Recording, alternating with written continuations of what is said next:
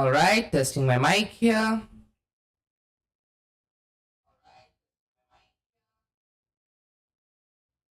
Okay, that sounds pretty good. And oh wait a second. Yep. Cool.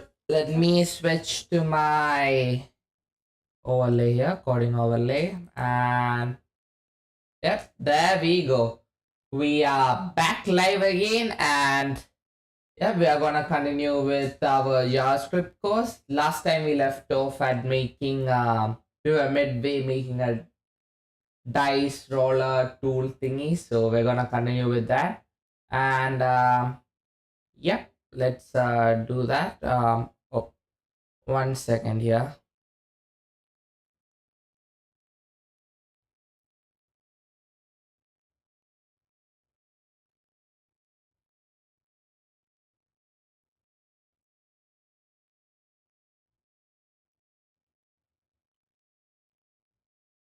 All right, I'm back. Sorry about that. Good. So let's begin. Um. So. Oh, so this is a wrong. Why do I have to? Oh, this is one of those videos which a follower had sent to me. Check him. That's the name of the follower, by the way. Yeah, there we go. विवेक आप गए नहीं sir वो Hey everybody, today I decided So, where were we?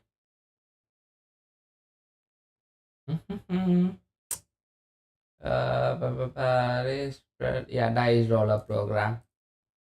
Hey everybody.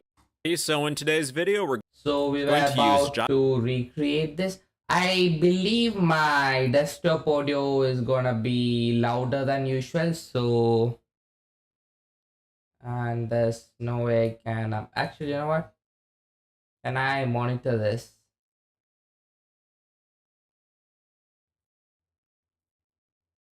Okay, you won't be able to hear anything for the timing. Let me just check whether it's the right set at the right volume here.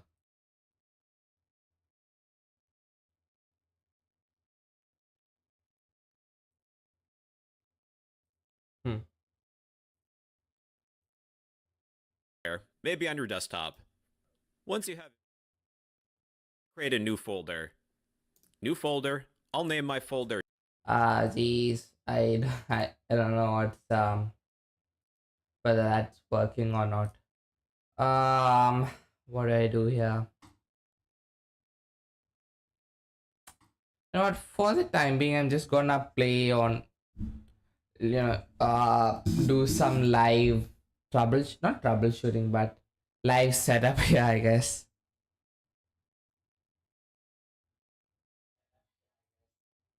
dice underscore images. Then take all of your dice images, move them to that folder.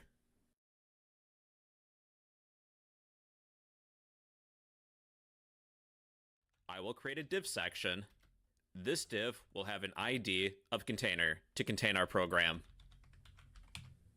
I'll include an h1 heading with text of dice roller. Hey, I'm testing my mic alongside After the this video. h1 element, I'll create a label. The label will have text of number dice. Testing again. Afterwards, I'll use an input element. I'm going to zoom in a little bit temporarily. Okay, I think that sounds With this good input enough. element, So, I'll type in a number of dice I would like, such as 1, 2, 3. However, I can type in characters, which I would like to avoid. Should have said I that will set before the the stream, type though. attribute of Okay, let's do one thing here. That's at what's the value? -6.1. All right. Yeah, let's go back. Okay, let me see what the JavaScript, HTML, and CSS to create a dice roller program. All right, cool. Yeah, I just want a refresher there. So let's go to our website, and we were oh yeah, reminds me. So in order for me to do this project, I think I'm gonna need the use of CSS feature called grids. So I'm just gonna do a short video on grids here. As I think that's gonna be useful, not just for this project, but in the future. So yeah, let me do that. It's a bit yeah, it's a bit unruly today for some reason.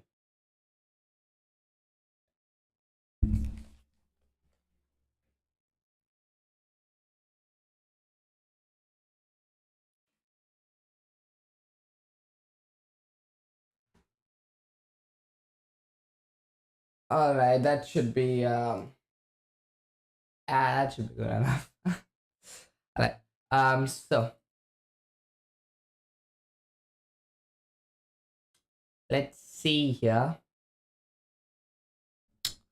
Grids and CSS. What should we take? How about this one? Hello everyone, my name is Kyle and this is Web Dev Simplified. We make the web easy to understand and accessible for everyone. In this video, I'm going to be discussing everything you need to know about CSS Grid. I'm going to start by talking about what CSS Grid is, go into when you should use it, and then finish up with going over all of the syntax for CSS Grid. So let's get started now. The easiest way to get started with CSS Grid is to compare it to what it's most similar to, which is Flexbox. Flexbox I've already created an entire video on, so if you haven't seen that, make sure you check it out so that you can continue watching this video. So Flexbox essentially is just a way to lay out things in one dimension so that they're flexible and they can change their size dynamically based on the content inside of the Flexbox container. Grid is exactly the same in that it allows you to lay out items flexibly inside the container, but it allows you to do it not in just one dimension, but in two dimensions. Oh, I see what's happening. Yeah, that makes sense. It also allows you to line up items within those dimensions, both vertically and horizontally, just like Flexbox does, and it's essentially Flexbox, but for two dimensions instead of just one dimension. It's incredibly powerful, but difficult to wrap your head around due to the complexity of the layout mechanisms. So we need to talk about a little bit of terminology first before we can continue further. The first thing that I want to mention is that you have a grid container, just like you do in Flexbox. This container is the object that wraps all of your different grid items. So in this picture, the container is the square that wraps all the different objects inside of this grid. Then, inside of that grid container, we have different grid items, which are all these multicolored boxes of different sizes. They're all items inside of the grid, they just have different sizes and take up different positions inside of the grid. We then have the gaps between our items, which are called grid gaps, and then we also have our lines for our grid tracks, which are these dividers that you see between all of our different rows and sorry, come at me again. What are the terminologies? Multicolored boxes of different sizes. They're all items inside the grid, they just have different sizes and take up different positions inside the grid. We then have the gaps between our items, which are called grid gaps, and then okay, this gap, or this gap, or this gap, this gap, this gap, this gap. That's called grid gap. Okay. Is that you have a grid container, just like you do in Flexbox. This container is the object that wraps all of your different grid items. So in this picture, the container is the square that wraps all the different objects inside of this grid. Then, inside of that grid container, we have different grid items, which are all these multicolored boxes of different sizes. They're all items inside the grid, they just have different sizes and take up different positions inside the grid. Okay. We then have the gaps between our items, which are called grid gaps, and then we also have our lines for our grid tracks, which are these dividers that you see grid tracks, okay, between all of our different rows and columns that our grid is composed of. So now, oh, okay. This is the gap between these two is called the grid gap, and this line as such, or this line, or these lines as such are called grid tracks. now that we have that basic terminology out of the way, let's get started with creating our own grid. In here, I have a Visual Studio Code open with a project, which is some basic background styles and nothing inside of it. What should we do here though? Okay, I'm just gonna create it outside. We'll remove it afterwards. So .html. I don't think I need a CSS file this time, so we'll just do or not that. I want it to be outside here. So style.css. Open that with Live Server. As you can see, we just have this dark background, and we can get started by creating a container to wrap our grid items in. So let's create a div. We're going to give it a class here of grid container, and inside that we're going to want to put our different grid items. So we'll just create different grid items, give them a class of grid HTML5 and that is my grid tutorial. Let's also attach a style sheet. Good. item, and we'll also give them a class of which number they are, so we can easily distinguish them. So we have grid item 1, let's do grid item 2, and grid item 3. And if you say that, you see that we now have these different items showing up, which number they are. So and inside that, we're going to want to put different grid items. So we'll just create different grid items, give them a class of grid item, and we'll also give them a class of which number they are, so we can easily distinguish them. So we have grid item 1, let's do grid item 2, and grid item 3. Let's just do that real. Oh, does he already have? I think he already has CSS applied or something. Let's oh, never mind. Let's just do this first.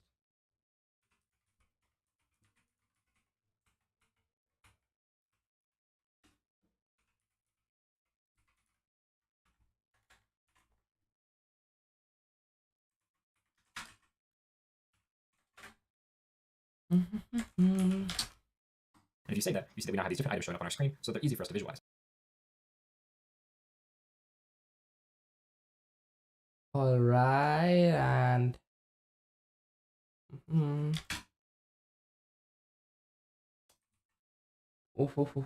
seems like he already has some CSS applied or something. We have no styles being applied to them other than the visual styles themselves. So to get started and create a grid, we need to open up our styles.css, and we need to display grid for our grid container. Ooh. It's weird though. I mean, Apply to them other show than the me visual styles themselves. HTML again. It doesn't have anything written inside them, but I don't know how he's loading the text and stuff though. All through CSS perhaps.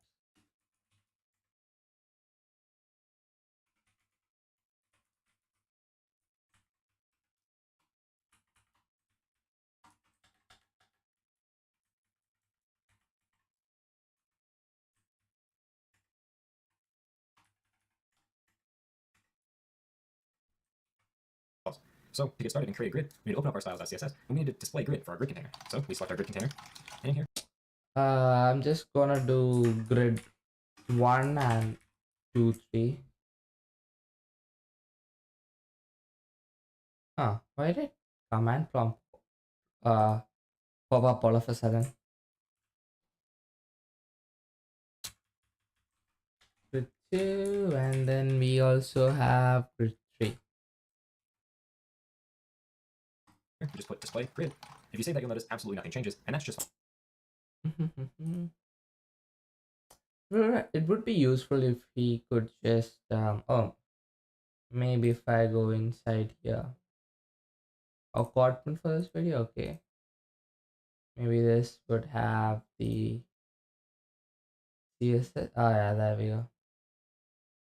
Just that in. Nah, it doesn't. What if I remove this?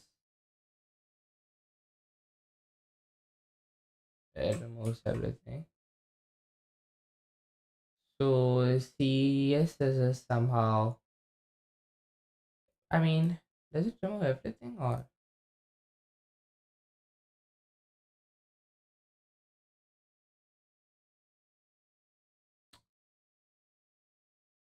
This is weird because how come it? Oh, okay, I see. He has yeah, there we go. Doing everything through CSS. I have watched one of his tutorials. He's a great instructor, you know. Dev simplified. I think I'd also gone through. Well, we did not watch the video or anything, but he was against. Like he has made some videos with. I think it was CSS King or something. I think that the CSS like friend and what do you say? Frontiers of CSS on YouTube, I guess, or social media as such. Anyhow, did that. Maybe did I copy everything or not?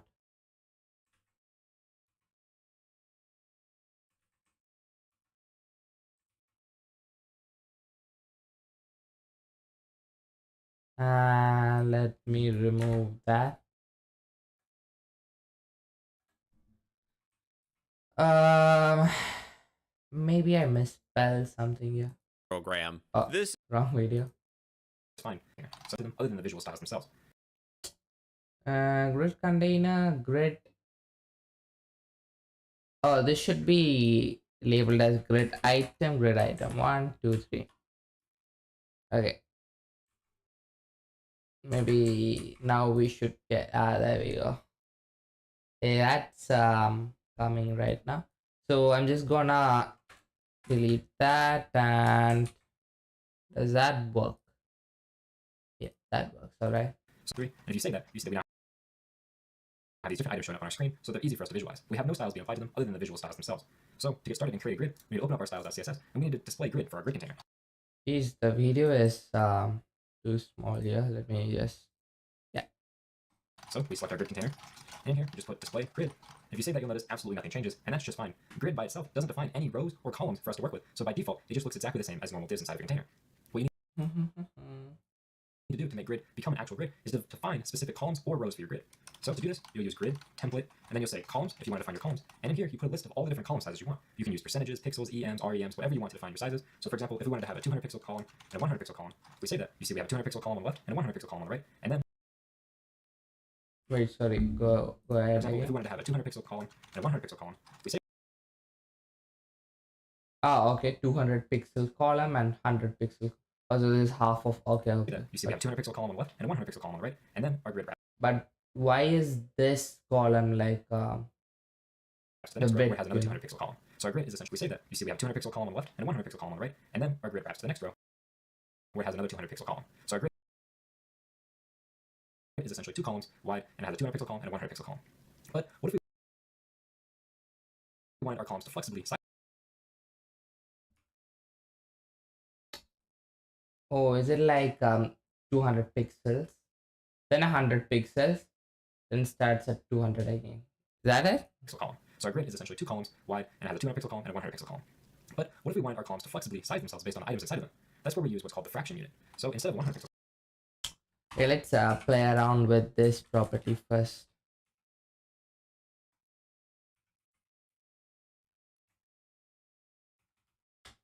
So let's set it to that. And what if I make this 1,000? Yep, it's exactly as I expected it to be. So if I have one more item called grid item 4, let's say, that would be another 1,000 pixels across, right? Okay, that makes sense. What if both of them are 100? It will be like yeah, it makes a kind of makes a square, right? And if both of them are 200, yeah. Cool. let's say we wanted this to be one fraction of our size and instead of 200 pixels, we wanted this Oh, we have a second viewer watching right now. Hey to whoever's watching. to be 2 fractions. This works exactly as Flexbox does for FlexGrow, in that the 2FR is going to be the same as FlexGrow of 2, and 1FR will be the same as FlexGrow of 1. So essentially 2FR will be twice as much. So what is FR? Let's say we wanted this to be one fraction of our size, cells based on items inside them. That's where we use what's called the fraction unit. So instead of 100 pixel column, let's say we wanted this to be one fraction of our size, and instead of 200 pixels, we wanted this to be 2 fractions. This works exactly as Flexbox does for FlexGrow, in that the 2FR is going to be the same as FlexGrow of 2, and 1FR will be the same as FlexGrow of 1. So I didn't get that. Sorry, what? So instead of 100 pixel column, let's say we wanted this to be one fraction of our size, and instead of one fraction of our size. 200 pixels, we wanted this to be 2 fractions. This works exactly as Flexbox does for FlexGrow, in that the 2FR is going to be the same as FlexGrow of 2, and 1FR will be the same as FlexGrow of 1. So essentially 2FR will be twice as much space taken up as 1FR. And if you save that, you see that our items on the left It's just one unit, I guess. Is that what it's saying? What is FR unit in CSS? It's actually a new type of flexible unit called FR unit, where one fraction represents a fraction of the available space. Okay, but available space of what? You know what? I'm just gonna do 2FR and 1FR and see what happens. Oh, is it like available space of the parent? So if I move this, it should, yeah, it resizes itself. For example, if this was 200 pixels, What if I combine them then? Or the left, what is it? The grid items on the left doesn't change since they're fixed, but the one on the right changes.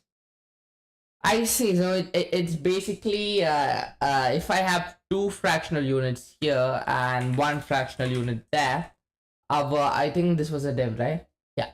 Our parent div is like divided into three parts. Two parts go to this, or two thirds go to grid item 1 and grid item 3, and one third of it goes to grid item 2. That makes sense. That makes sense. And again, Items in our wrong first column video. are twice as large as the items in our second column, and that's because of these FR units that we defined. Another thing that you can do with grid when defining your actual columns is to use a repeat. So if we wanted to have, for example, 4 columns that were all 100 pixels wide, instead of writing out 100 pixels 4 times, we can just use the simple repeat command. And inside of the repeat, we just put how many times we want it to repeat, and we put how large we want that size to be. And if we say that, we now get 4 100 pixel wide columns. And if we go in here and add All right. a few extra grid items, I mean, if we do repeat, so that's like exactly 1/4. Does that work? So let me also put another item here. That does work. you'll see that we have 4 100 pixel wide columns, and this one wraps onto the first column when we get to the 5th item. That's exactly how we want it. We can also do the same thing for our rows. So we can do grid template rows instead of columns. And let's say we want to have a 200 pixel tall row for our first row, and we want our second row to be 150 pixels tall. If you say that, we now have a 200 pixel row for our first row and 100.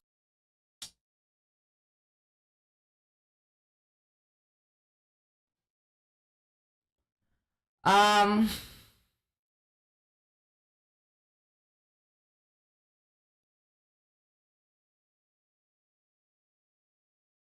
Okay, I get what the difference is by looking at it. Rows would be like this, and columns would extend like horizontally. But my question is, haven't they got it wrong? Like, isn't a row supposed to be this and a column supposed to be this? What is a row? Yeah, isn't this supposed to be a row and this supposed to be column? Maybe CSS does it this way, or I might have got the definitions wrong perhaps. So basically, if I change this to rows,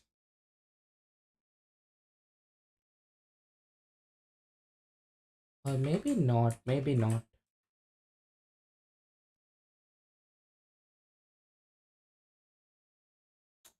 No, it makes sense. We got 4 columns here, right? That's why they're stacked like this. Whereas if we have 4 rows,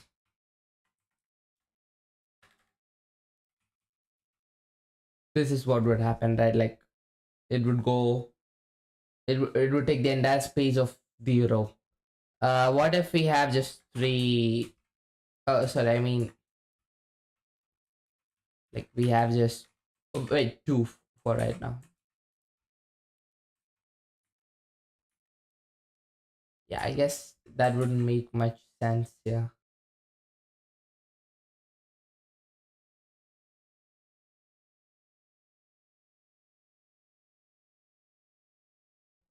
All right, This is let's an just optional continue. project. You will 50 for our second row. But if you don't know how large Let's do 100 pixel, not 100 pixel. It enlarges it. And by default, like since I only have 2, it applies it for this and this, but for these two, the default is applied, which I'm not sure what the default is, but yeah. Maybe it's one fractional unit. It takes like the entire length, maybe. So what was I about to say? Yeah, what if we meet this 3? This would also, yeah, thought so. need some images. But I keep going to your that grid, when you see how video. many rows it'll be, you can use what's called grid auto rows, and this will determine the size of all rows that get added after our template rows. So for example, we can put in that we want all of our rows to be 150 pixels tall. So if we delete this template rows here and save it, now all the rows that aren't defined, which we want all of our rows to be 150 pixels tall. So if we delete this template rows here and save it, now all the rows that aren't defined, which means that we want all what's called grid auto 50 for our second row. But first row, and we want our second row to be 150 pixels tall. If you say that, we now have a 200 pixel row for our first row and 150 for our second row. But if you don't know how large your grid is going to be, so you don't know how many rows it'll be, you can use what's called grid auto rows. A few extra grid items for our rows, so we can do grid template rows instead of columns. And let's say we want to have the item and add a few extra grid items. You'll see that we have 4 100 pixel white columns, and this one wraps onto the first column when we get to the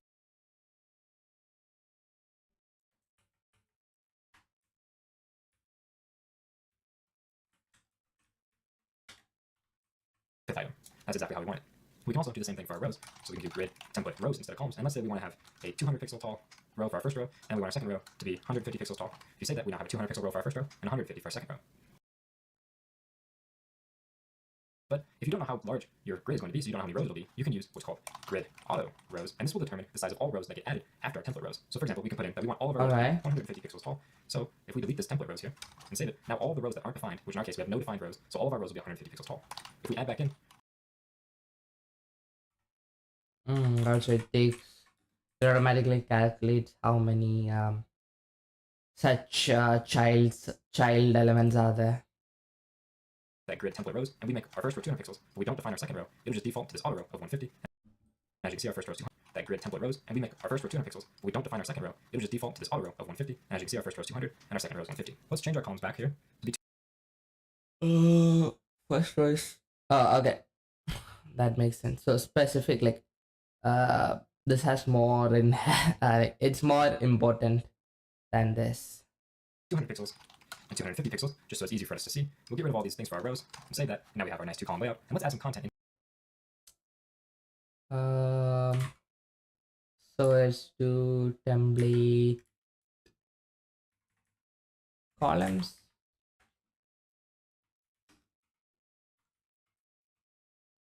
Inside of our different grid items to see how they scale with different size content. Inside of our first one here, let's just add a little bit of text. We'll say 50 words here. Inside of our second one,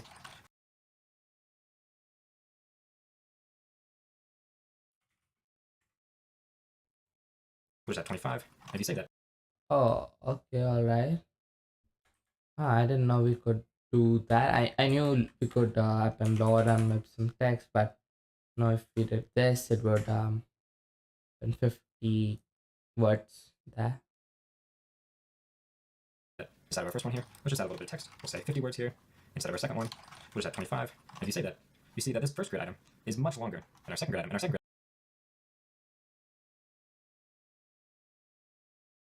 item just grows to fill that amount of space, which is exactly what we want. But let's say inside of our styles here, we'll add our grid auto rows back in, and let's say we defined our rows, we want them to be 150 pixels tall. If you say that, you see that our text just overflows outside of our grid item, which is not what we want. We want our grid item to grow to that size, but be 150 pixels minimum. So we can use what's called min-max to define what we want our minimum size to be and our maximum size for our content to be. So we want our minimum row size to be 150 and our maximum to be auto, which means it'll just fill the amount of space it needs to.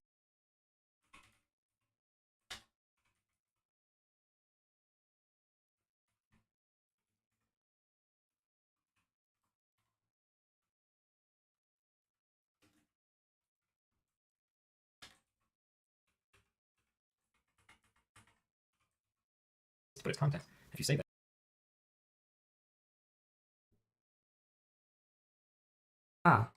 you now see that our first row fills the amount of space it needs to put that content, and our other rows are that 150 pixels tall since they have no content to fill the extra space. And that's exactly what we want.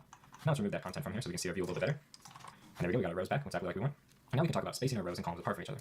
We can do this with the grid gap property. So we have the grid row gap, which determines the space between our rows. Let's, for example, put in here 20 pixels. If you say that, we now have 20 pixels between all of our different rows inside of our grid. We have the exact same property for column. So for example, we can put 10 pixels between all of our columns. All right, okay, that's pretty straightforward. Do we have the space between stuff for this though? Is what I want to know. Why is it like striked out? Properties obsolete. Avoid using it.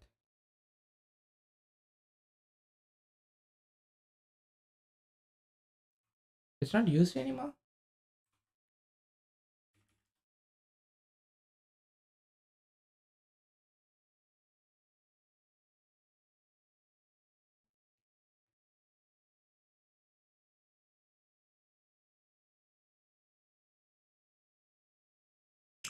Gap property. Personally, I would use both. First with the deprecated property and second with the new property. It's just called Rogue app now. Okay, what that way you are supporting all browsers. Okay. Apparently, there's some browser out there which doesn't support Grid Rogue app. Cool. We'll just use Rogue app and column gap. Yeah. What was I about to say? Yeah, is there? Nah, I thought there would be space between, Or I guess we can use auto, can't we? Like if we use auto, auto doesn't work. I guess we can't do that. I'll just do this instead. And of course we have our column gap, which we also set to 50. I see how this is going to be going to be a really powerful tool we can use. See, we now have 10 pixels between our columns. And if you want the same value for both the row and column, you can just use the grid gap property, which sets both the column and row gap to be 20 pixels in this case. And now you see we have 20 pixels between all of our different grid items on the rows and columns. And that's, for the most part, all you need to know about sizing your different columns, your different rows, and your gaps. There's only one other way in which you can lay out your columns and rows, and that's using grid template area. Grid template areas allows you to create different strings for the areas that you want your different code to take up. So in our case, let's say we want to have a header and another header. So we want our header to take up the first two rows, just like this. And then we have one of our grid items, let's say grid item 1 in this case. We can give it a grid area of Sorry, what's that? to create different strings for the areas that you want your different code to take up. So in our case, let's say we want to have a header and another header. So we want our header to take up the first two rows, just like this. And then we have one of our Alright. grid items, let's say grid item 1 in this case. We can give it a grid area of header. And now if you say that, you see that this template area, our entire first row is going to take up the space of this header. And we can even define further rows after that. So let's say we want our next row to be sidebar, and then content, and then again, sidebar, content. So we can use our grid item 2 here. We can set this to be a sidebar for the grid area. And let's do the same exact thing for our grid item 3, except for we're going to make it the content. And now, if we save this, you'll see that we have our sidebar on the left side here, and our content on the right side here. Oh, okay. Like this is the header. This is a sidebar. Then So these grid template areas allow us to I believe this would be the content then.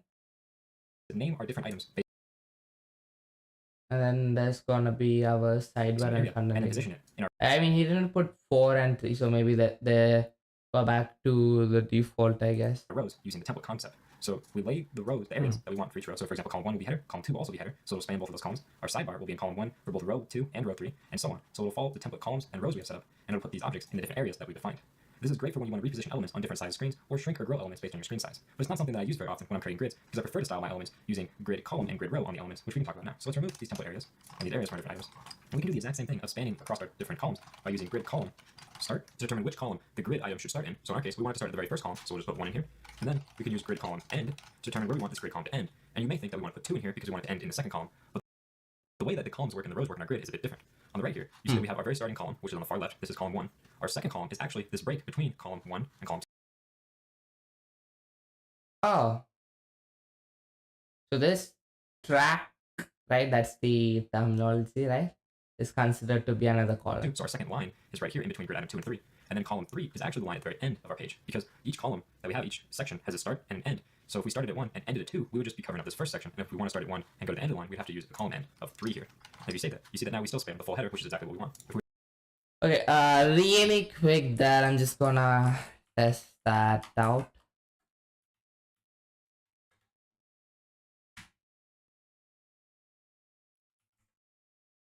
So,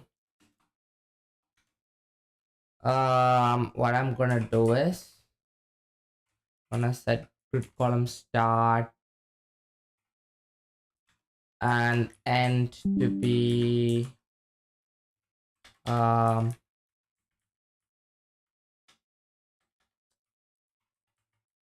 3. So yeah, I mean, shouldn't it have started here though then? That's what it does. That's what it should do, right? What if it's 1 3? 1 2.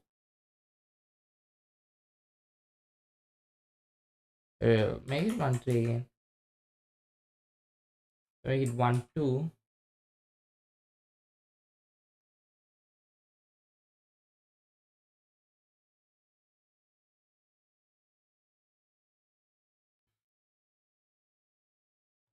And what if it doesn't work? Of course.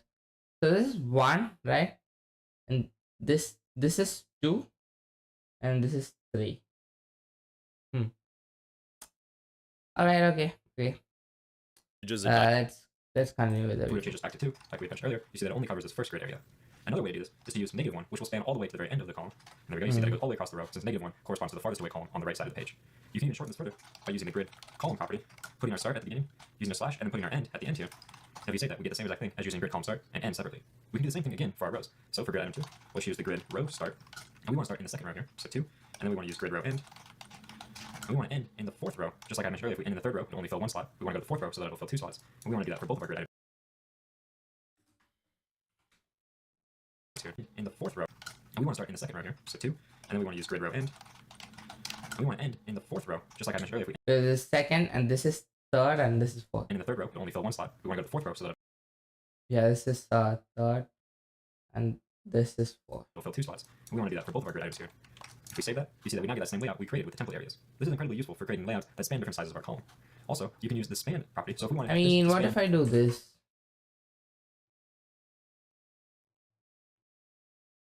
Oh, not for grid. Never mind. It should be this. Why didn't that work? So we have grid item 2 there. So what if we do this?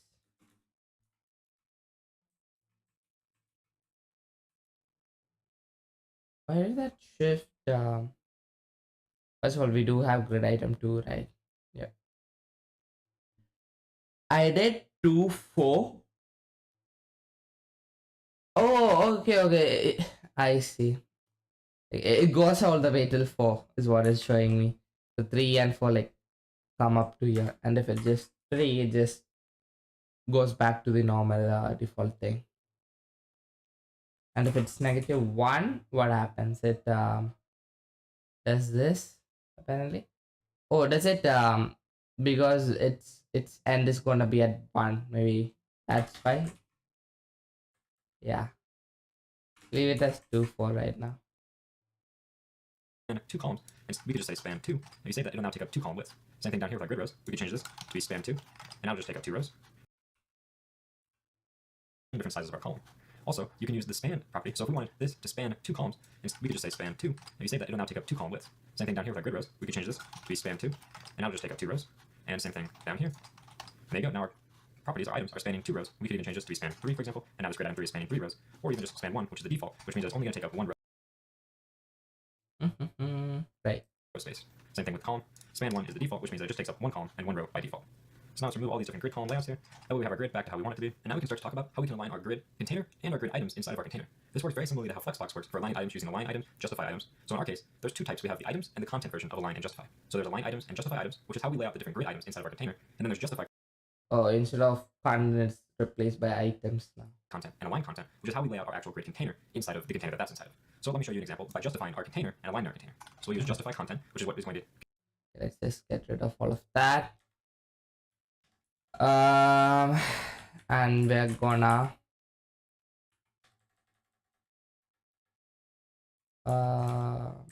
grid gap.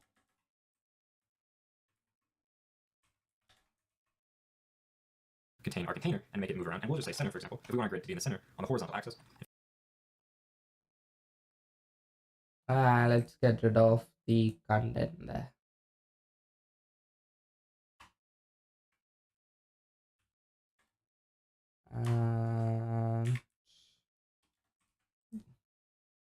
Yep.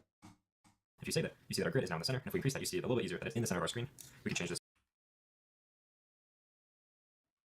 grid to be in the center and align content, which is how we lay out our actual grid container inside of the container that's inside of. So let me show you an example by justifying our container and aligning our container. So we'll use justify content, which is what is Oh, content would take the whole grid as a whole. So if I do sender here, can I do space? Oh, I can. But I should have multiple. Oh no, never mind. And out space evenly. And if I do align content space around, I mean whatever space evenly, it's already spaced evenly. Maybe that's the reason. Is going to contain our container and make it move around. And we'll just say center, for example. If we want our grid to be in the center on the horizontal axis, if you say that, you see that our grid is now in the center. And if we increase that, you see it a little bit easier that it's in the center of our screen. We can change this to be in the start, for example. And notice how we don't use flex start. That's only for flexbox. In grid, we just use start or end, for example. And if we wanted to align our grid inside of our screen, we could use align content. And we can say center, for example. And we also need to give our grid a height so it can align itself inside that. So we'll just say the height should be 100 view height, so it'll take up the full screen. And you now see that our grid is centered vertically and it's right lined for the horizontal. So now we say the height should be 100 view height, so it'll take up the full screen. And you now see that our grid is centered vertically and it's Okay. So let's set a height to 100%. And now we'll do align items as center 2. right lined for the horizontal. So now we can do all the different types of alignments that we could do in Fluxbox inside of here. So we can do stretch, for example, and it'll stretch our grid to fill the full size. We can do the same thing for justify. We can make it stretch as well, but since our grid items can't actually grow, this won't change anything. We can either do like space around, for example, space our items around like that, and so on for all the different types of justifying of our content that we want to do. Next, we can look at justifying the items inside of our container. So let's remove all of the content justifications we have, save it so we know what we're starting with. And now, if we wanted to justify the items inside of our container, we could say that we want our items to be centered inside of their different rows. And as you can see, now the items are perfectly centered.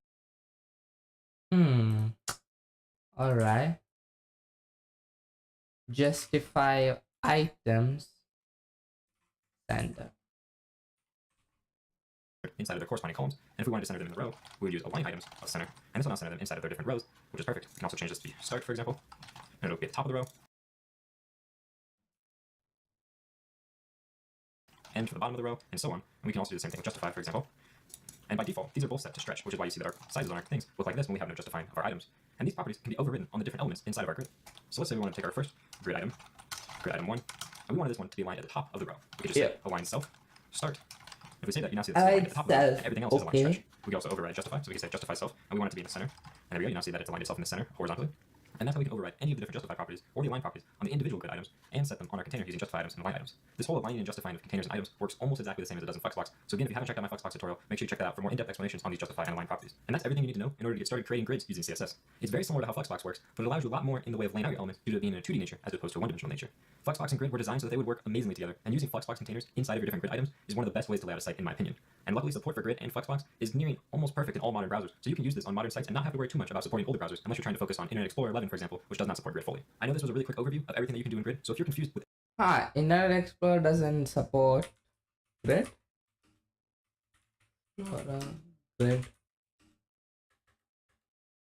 Grid support.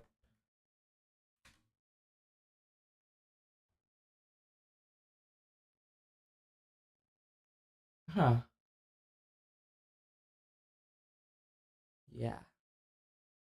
Okay, that's a fun fact I didn't know about.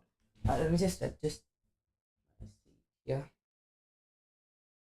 Okay, that was a good tutorial on grid. Grids. I'm just gonna, let's continue with our dice roller thingy. Alright, so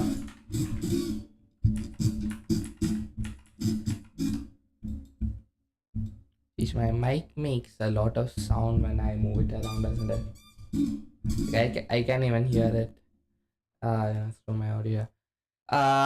Anyhow, so the reason why we did that tutorial is because this is a perfect scenario to use grids, I believe. So let's do that.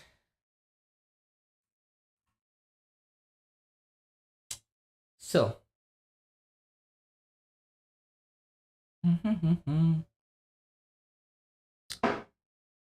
we'll make this a grid. We'll set this to grid and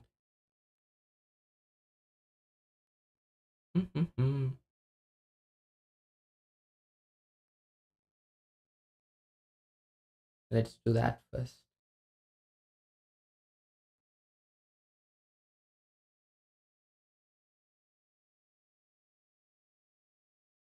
Not flex, I want this to be grid. And grid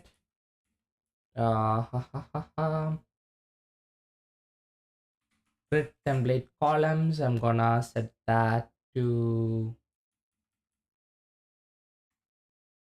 repeat 3 times of.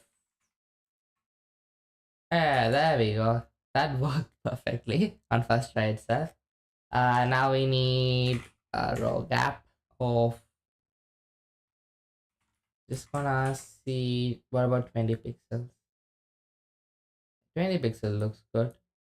And when we make it full screen, I don't want it to like go out. I always want it to stay at the center. So we'll justify the this thing to the center. And let's also give it, actually let's just do a grid gap, right? That should space it evenly. Yeah, there we go. Great. I believe that would be set now. Why did I change? I changed the position of VS Code and Chrome somehow.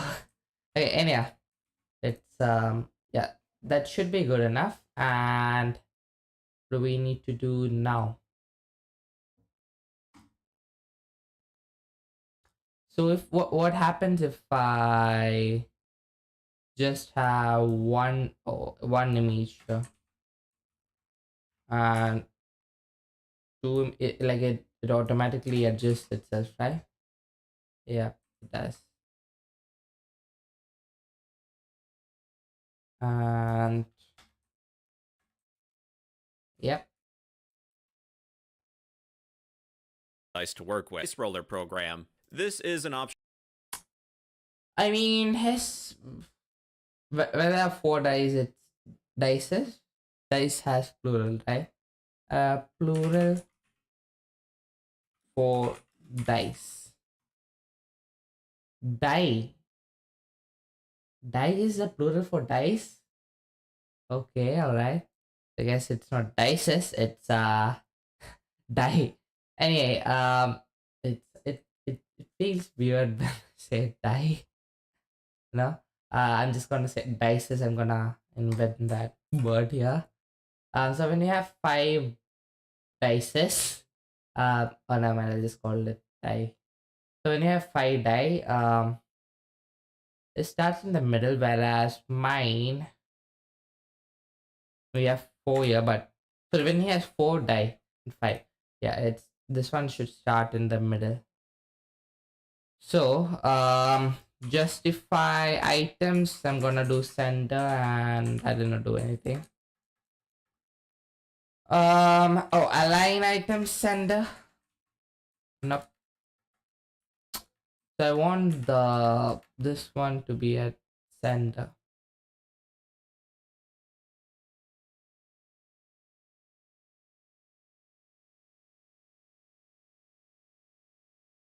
How do we do that? Is the question.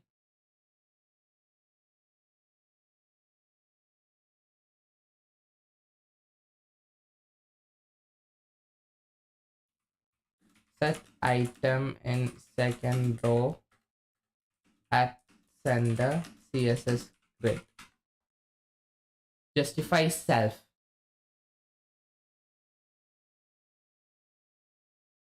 Now that's within itself, right?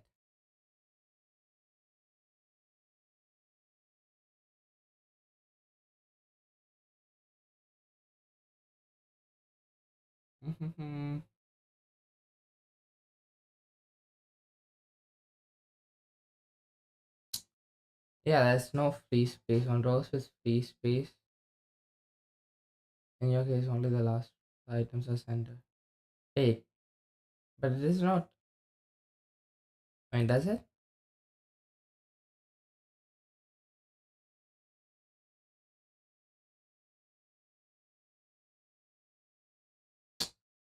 Uh-huh.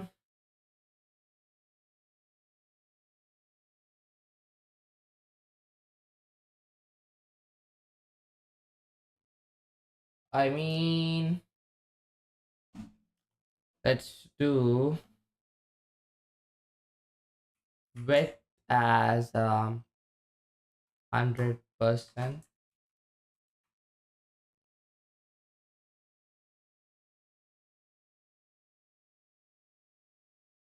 I want to move it from here to here. How exactly do I do that? Um,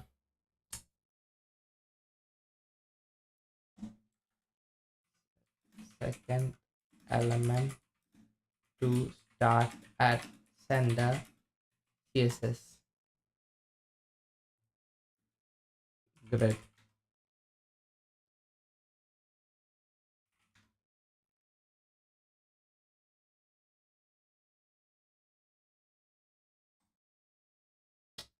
So this is the same, but let me just read it right. On fully filled rows, justify content will have no effect since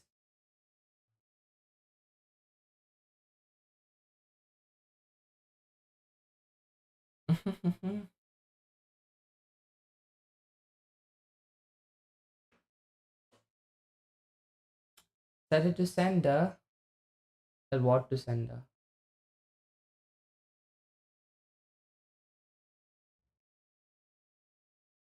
Yeah, but that doesn't work. Align items. If I do sender,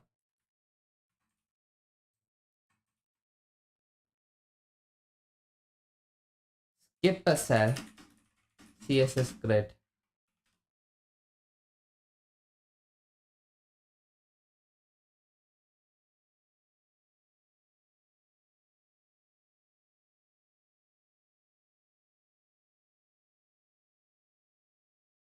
Move the password to password to the what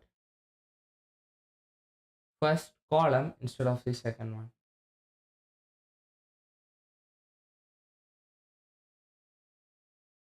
But then I have to be careful in my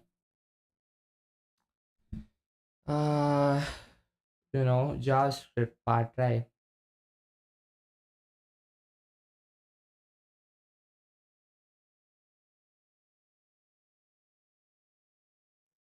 I guess I can do an end child property. So something like dev and last of type, not end last, dev. Okay, I'm just gonna see the docs for end child and child CSS. Select the second element of dev siblings. I've called it image container, right?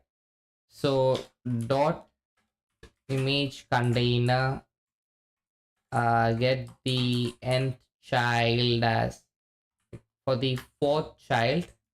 Um, can you do grid column 2? Oh, 3? Uh-huh. Sorry, what was it again? I mean, is it applying anything? Let's see that. Padding 200 pixel. The change. Okay. So n child 1, 2, 3, 4. Doesn't apply anything here, does it? Dot image container. So select the second element of div siblings. Well, the second. Okay.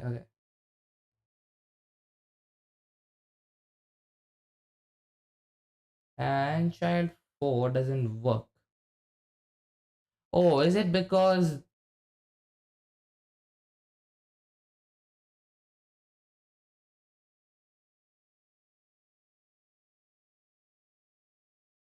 and image? Oh, okay, that worked. Um, yeah, let me remove the padding. Okay. There we go. We figured it out. So if I have a fifth image now, hey, well, not exactly what I wanted, because okay. We need to be a bit.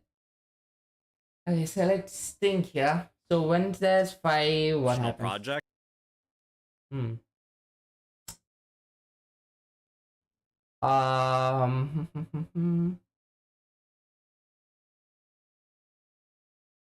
I don't think a grid is what he's using in that case, but um,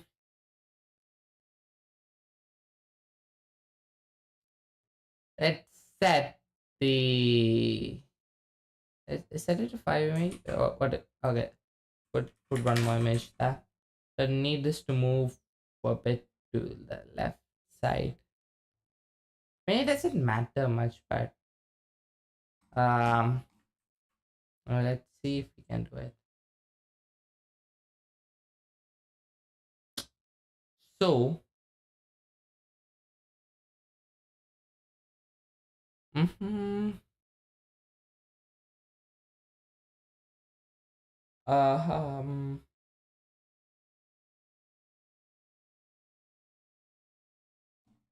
so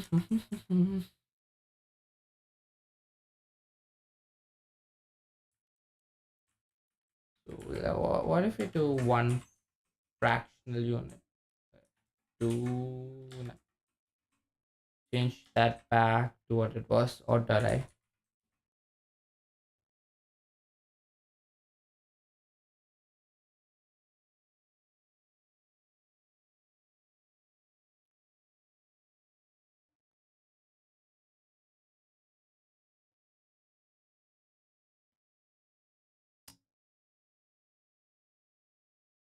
You will need some images of dice to work with. If you're able to find some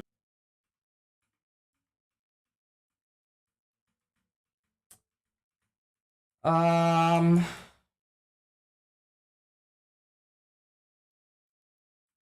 mean that should make sense, right? It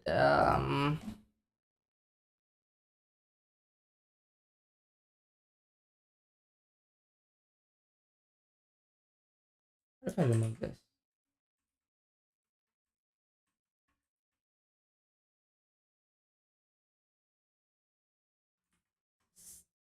Grid.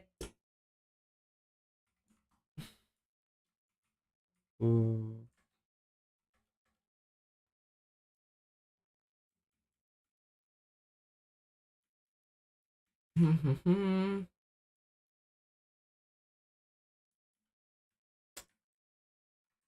So,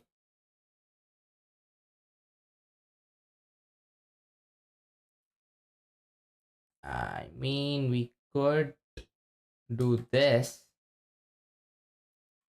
We could do something like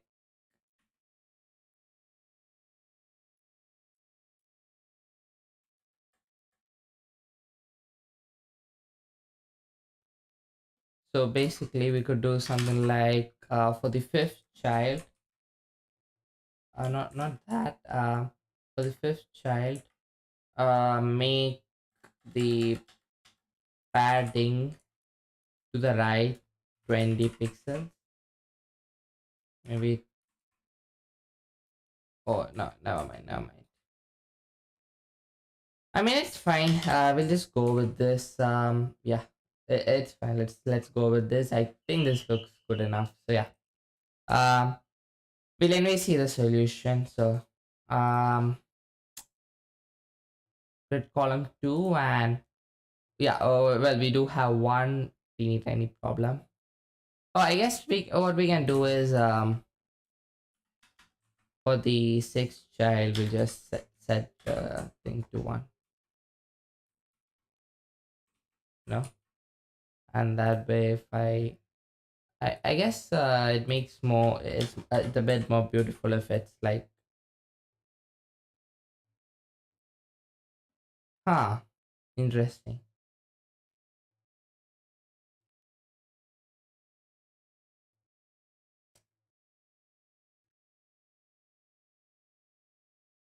Mhm.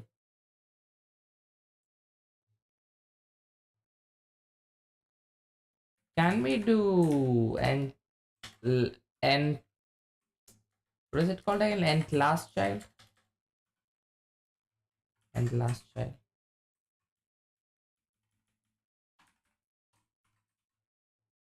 and if we don't have this, that we can't do that, we can't do that.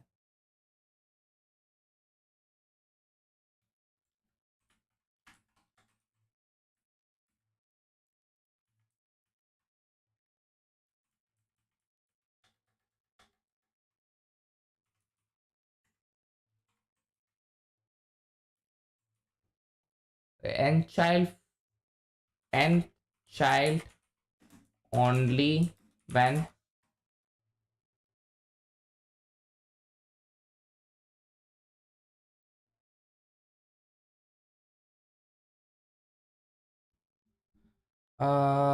and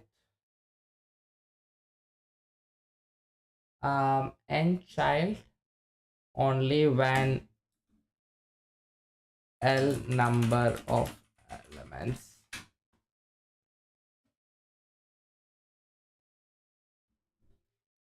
Hmm.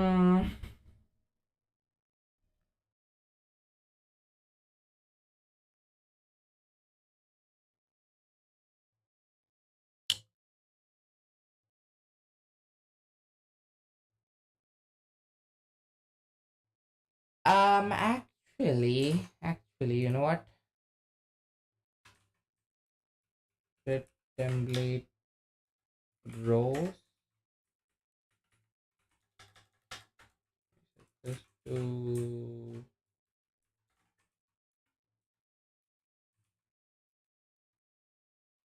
that doesn't do anything. So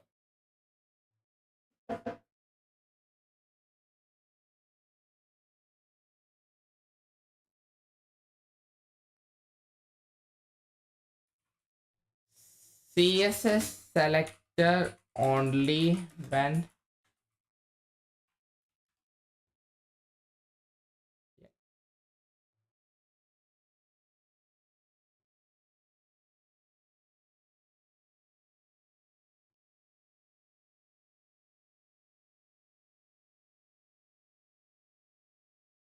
um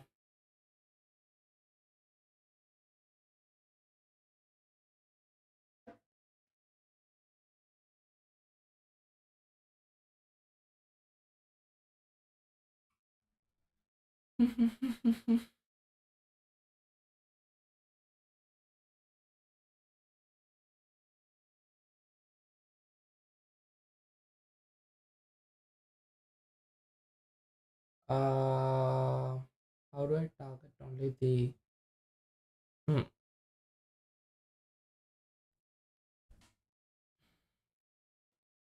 So what exactly am I trying to do here?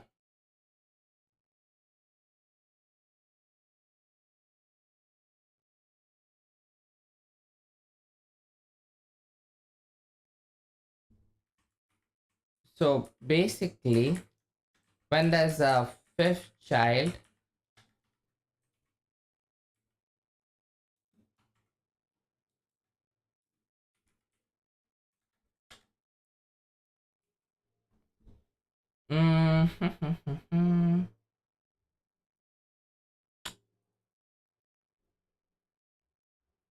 reset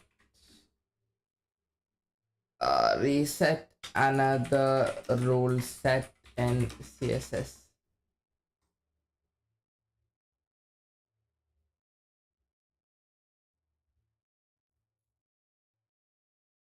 Um,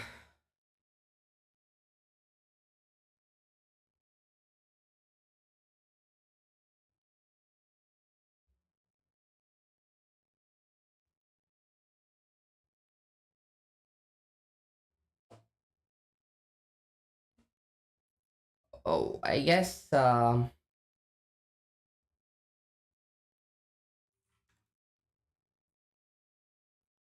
change the rule set. You can, but it's rather cumbersome.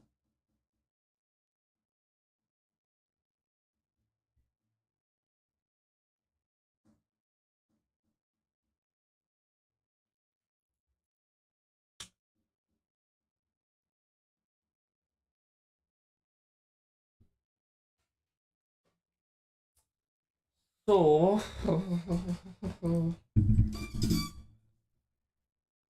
basically, when there's a fifth child, I want this rule set to be like turned off, you know.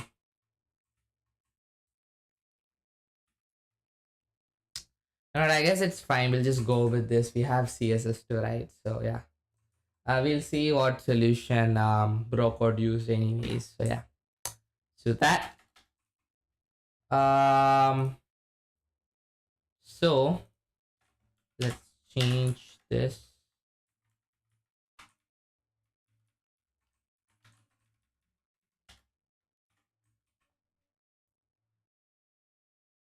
All right. Now what we need to do is we need to send the title, make it a bit bigger. Uh, that's strong, but change the button, change the input. There's a lot of stuff to be done. Yeah, there's a counter there. Cool. And yeah, of course, increase the counter too. So let's send this. I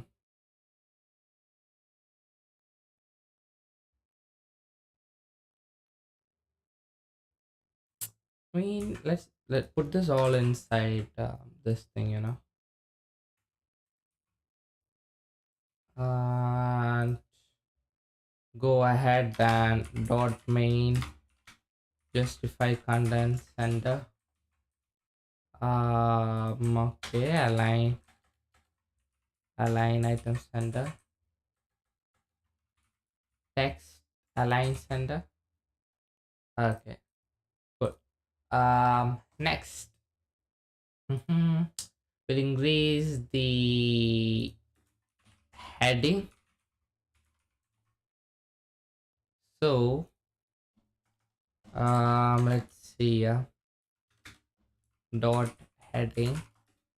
We'll increase the font size to be large. Large made it small, ironically. Okay, I guess we'll have to increase it the normal way. That's too big. That's about right, yeah. Now number of dice, we'll apply a strong thing here,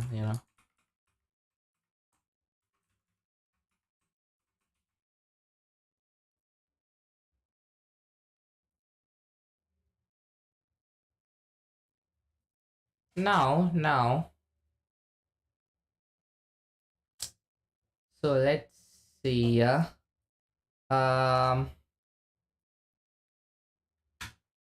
let's have another div called control panel. Inside that we'll have these three, including the button.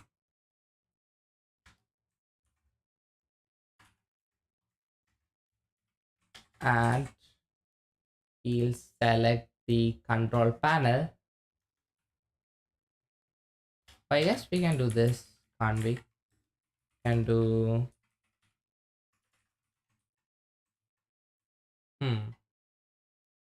Oh, it says for both. Oh, maybe I need to apply a comma then. Yeah, that's what I need to do. But nah, we need a separate font size. Yeah, for control panel. So, dot control panel, we'll make the font size 30 pixel. Before we move forwards, want to see if I this is can I take this and put it here? And no, we can't do that. That breaks things. Let's keep it as that. And let's style the button now. Oh, we didn't increase this for some reason. Input is font size, right? I mean, and it needs to be in the center too. Why didn't that work? Maybe it's called text, not size. First of all, let's do text justify text align sender. We need to select the input separately, maybe. Change font size for input CSS.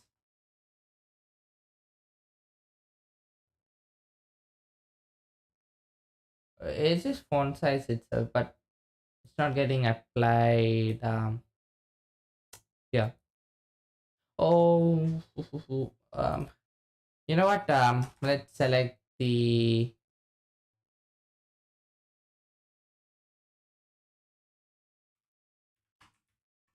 can we do this?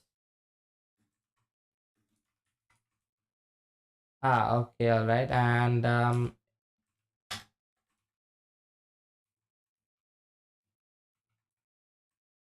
okay, and I guess let's do the button too. Maybe the maybe I have not labeled it as it's called roll. Okay, great. Let's set that to be like 20. Yep, 20 is good. And is the it's at the center too. And let's make this font weight bold. Yep. And let's change the button. So we'll take dot roll separately, and we'll first of all set the border to none. Then we'll set a border radius. Let's just do 3 pixel. I guess I'll need to, you know, set a color for it to make much of a difference. Well, looks good, but let's just copy this as it is. So I need this. Yeah.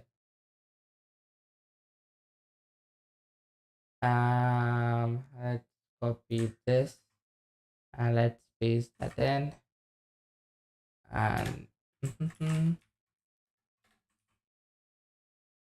okay, all right. And it needs to be white, and we'll override the font size. So that to oh not 10 but not 20 either. 16. 16 looks you know, 16 for the this like the thing is good, like the text is good, but it's also set the height to be. Oh, can we actually do auto? No. Okay, set that to 20 pixel. Should match this, you know. So min height, maybe max height. Okay, set height of button CSS. So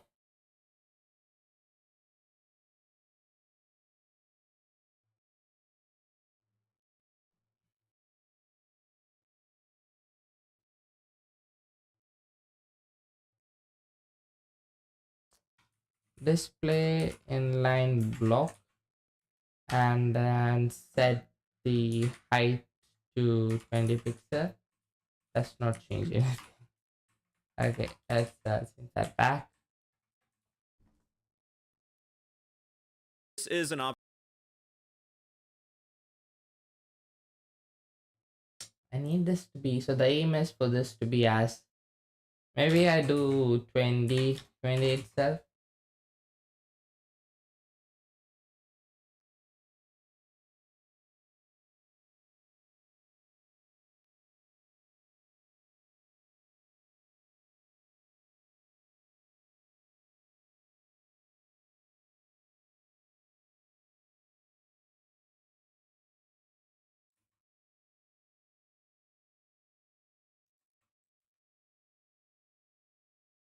Okay. I guess that I guess that works. Yeah, that works all right. 24, 25. That looks about maybe 9. Yeah. You know what? 30. Can I do auto? Inherit. Um and we'll set this display as actually position relative, right? And then a relative and CSS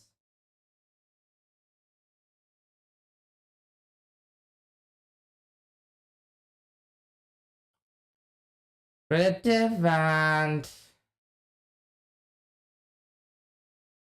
so this div element has position relative.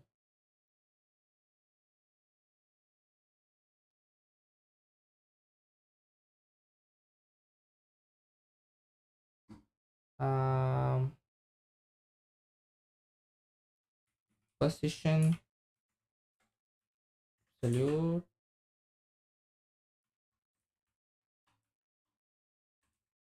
You know what? I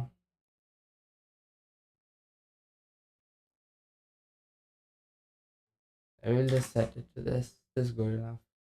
Um, Height will change that to be 30 pixels because that's about right. That's about right.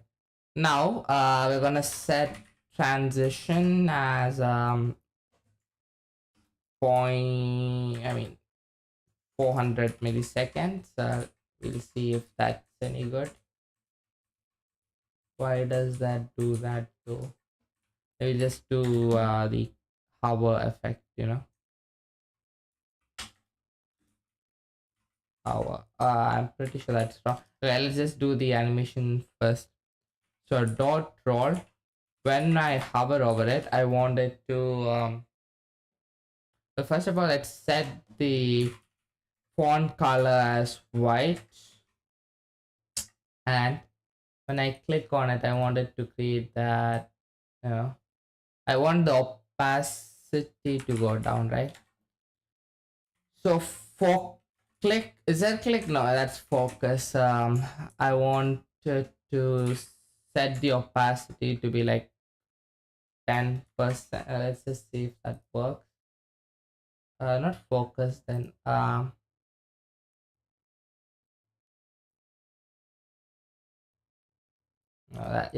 That's right.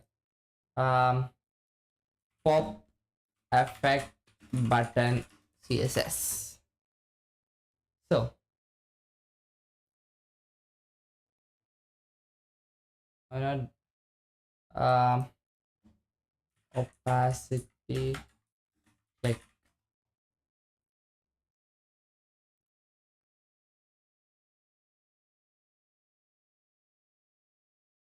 Okay, CSS buttons. See.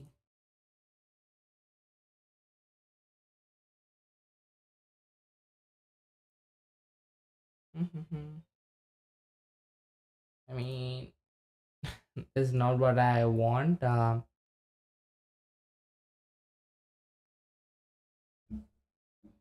Oh, focus.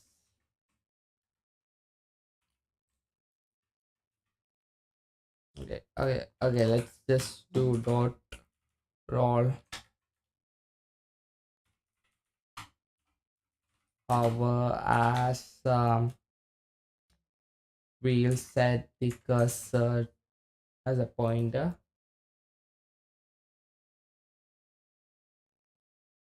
Optional project, you will need some MS to create a dice roller program. So when I click on it, it's so opacity animation and CSS for buttons. Opacity transition, yeah.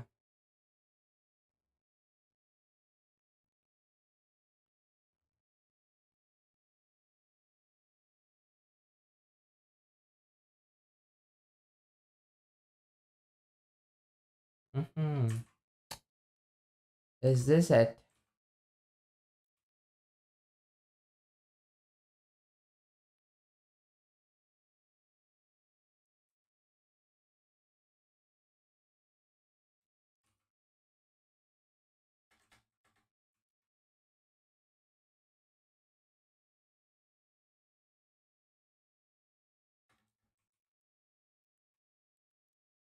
Opacity will set to be 80%.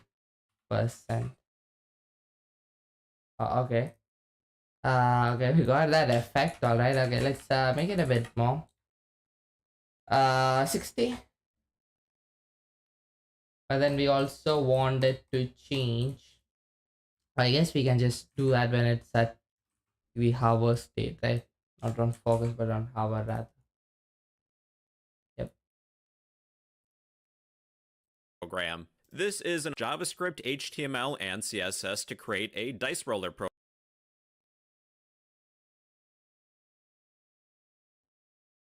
program. This is an optional project.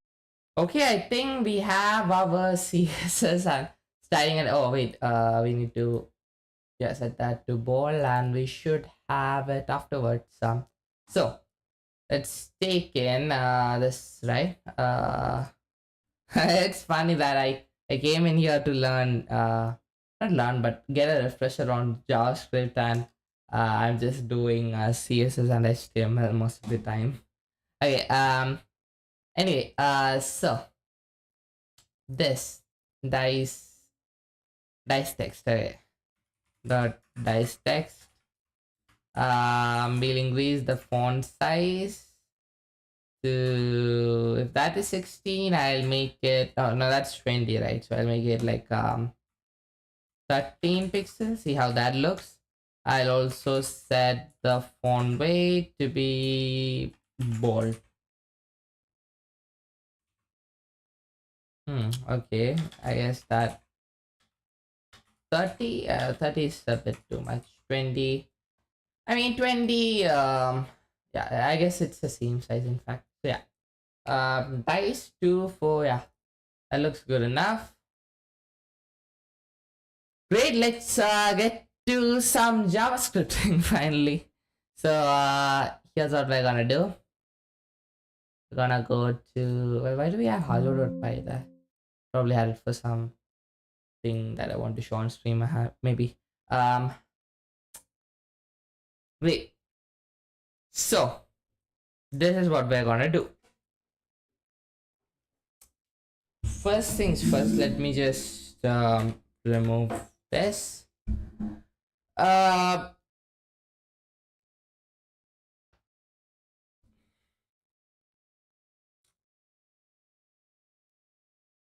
So the order in which the dice are selected is random, which is the whole point of a dice roller, I guess. Does it change HTML like? and CSS to create a dice roller. Yep, it does. So based on the number of like dice that we need to roll, we select 3 random dice images and just put it inside the div tag, and our styling should take care of everything on the styling part, which was obvious. I don't know why I said that out loud. Hey, so let's go to the JavaScript file here. Yeah.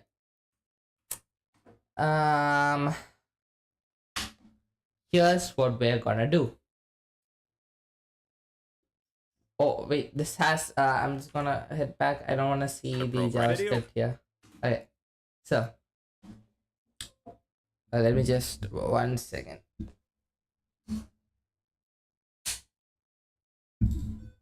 I just plugged in my laptop there. Okay, so basically let's define all our things that all our elements here. So we'll need the number input. We call it num dice. Num dice. That's gonna be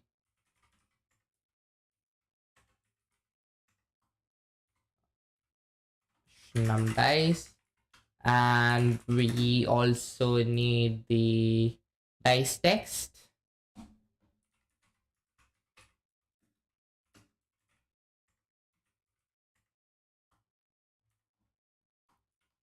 So dice text, there we go.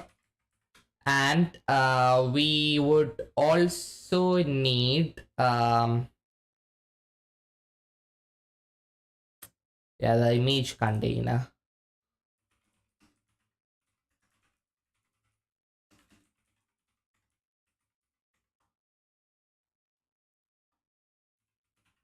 Image container. We have all that defined now. Now what we'll do is oh, we need the, do we have the, no, we don't have the button defined, so let's do that.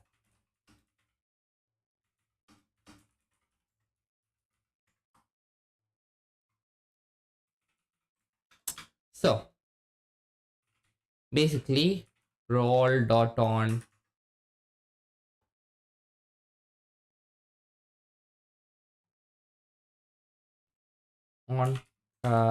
click. On click, right? Or on click. It's on click. I don't know why autofill isn't coming up for some reason. We'll have a function assigned to it. So basically, we're gonna take in dice.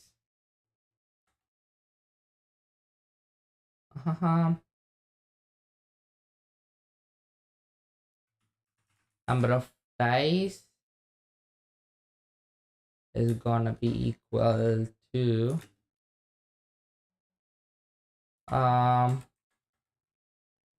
actually we should call it number of dice is equal to num dice dot value, because that's what input tags need for some reason. So that number of dice, okay, we have the number of dice or number of die that we need to put over there as images. Now we need to select like random numbers, right, between 1 to 6 based on however many number of die we need. Multiple ways to do this. What I'm gonna do would be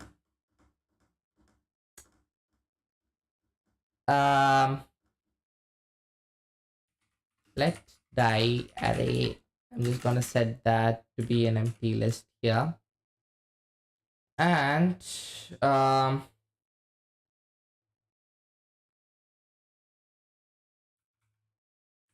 actually, you know what? You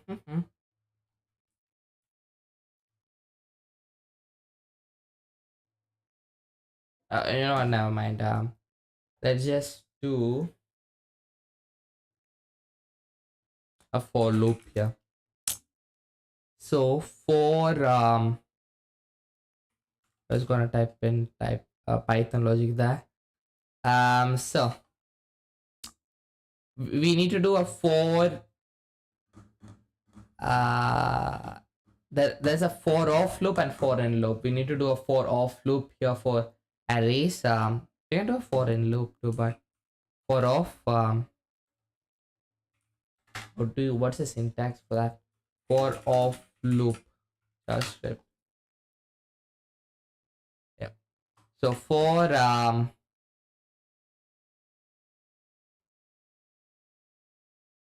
I mean, it just makes sense to do a range, right? Because we just have number of dice. So not a for off loop. We need to do. We'll probably need to do a for off loop, but before that, we'll need to do for I this this normal type of loop here. For and what's the syntax for that? For loop JavaScript. Yeah. Let I equal 0. I less than number of die, and I plus plus.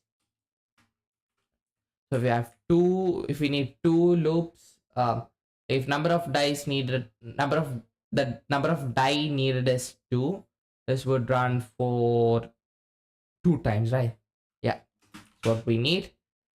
What are we gonna do here? We're gonna generate random die is gonna be math dot random. That will return yeah, number between 0 and 1. So we are gonna multiply whatever number comes up.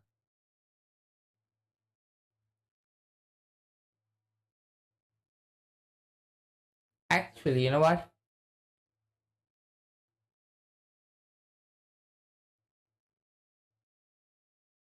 If I multiply that by 6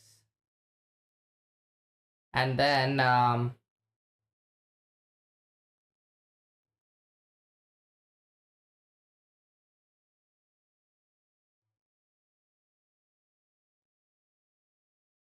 I can just seal that, that should be good enough, right? Because then our range would be from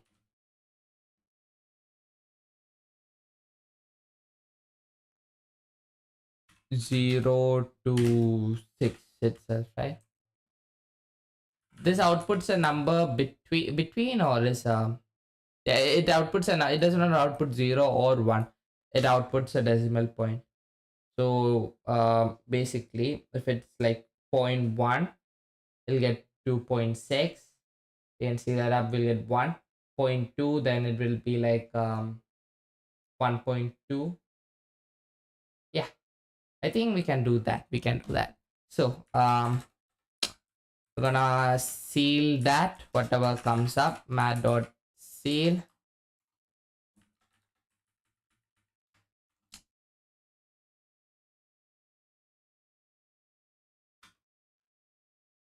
And what we're gonna do now is,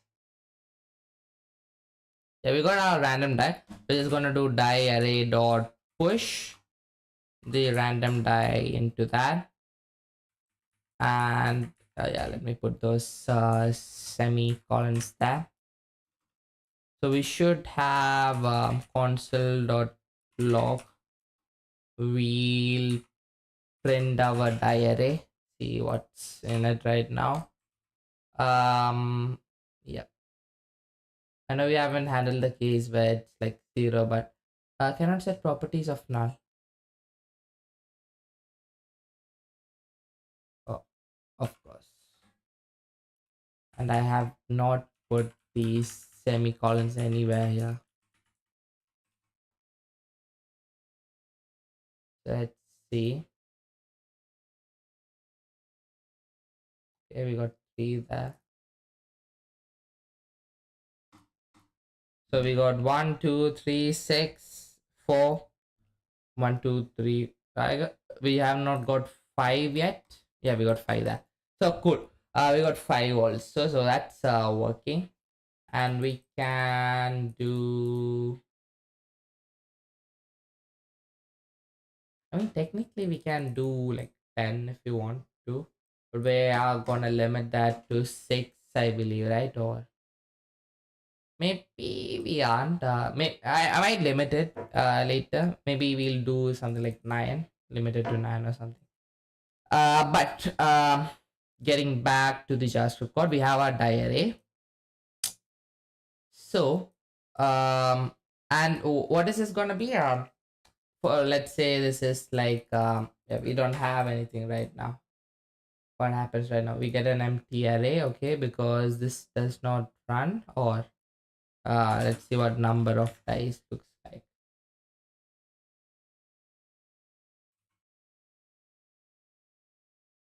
It's an empty string. We can convert this into a number, you know. Yep. Now what we're gonna do is we're gonna generate the dice text die. um let join die text equal die array dot join. I'm just going off with the this thing is I'm just going off with the like you know, Python equivalent. I just guessed that join was there. So gonna join by a comma. I mean, all of this needs to be a number too, doesn't it? For it to work correctly. I mean, I'm not sure exactly, so let's try it out. Console.log join by text. Does it work out of the box? Oh, it does work out of the box. Oh, because JavaScript treats them as strings automatically. Okay, if it was if it were Python, it would have thrown an error. But yep, so that's working anyhow. So now that we have joined by text, we can append the images and then set the dice text to join by text. So another for loop. This time it's gonna be a for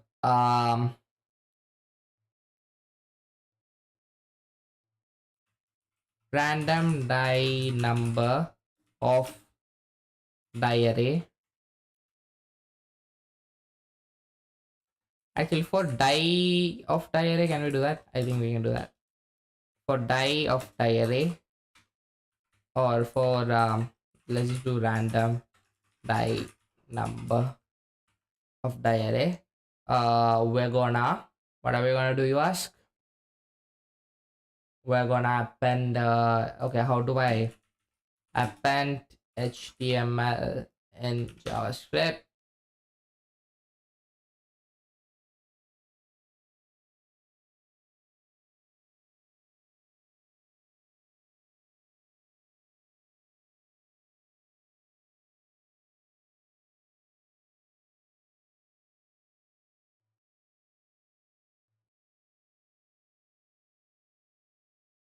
Works by replacing all of the HTML first before.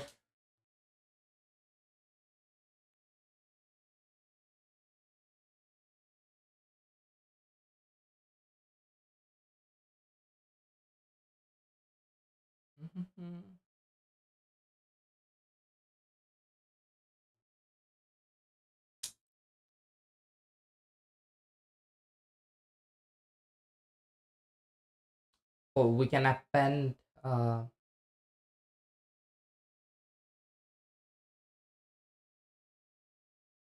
we can create an element and we can append it to whatever element we want it to append to. So we can do let random die image equal, gonna create an image tag, but we also want to set the attribute, right? I guess we can do this, maybe random die image dot s. Yeah, we can do this, can't we? src source is gonna be we're gonna do we're gonna use the help of template literals here.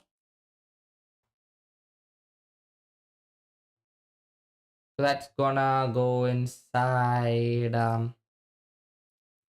asset is the folder name, right? Assets, it's plural. Right, asset slash dot png, and here we're gonna use template literal. Where's the dollars? Yeah, there we go. So gonna do random by number and image container dot append. We're gonna append what? We're gonna append the random die image, and I believe that would work. Oh, okay. But now it just it doesn't reset it. So what we're gonna do before, maybe at the beginning, we're gonna set the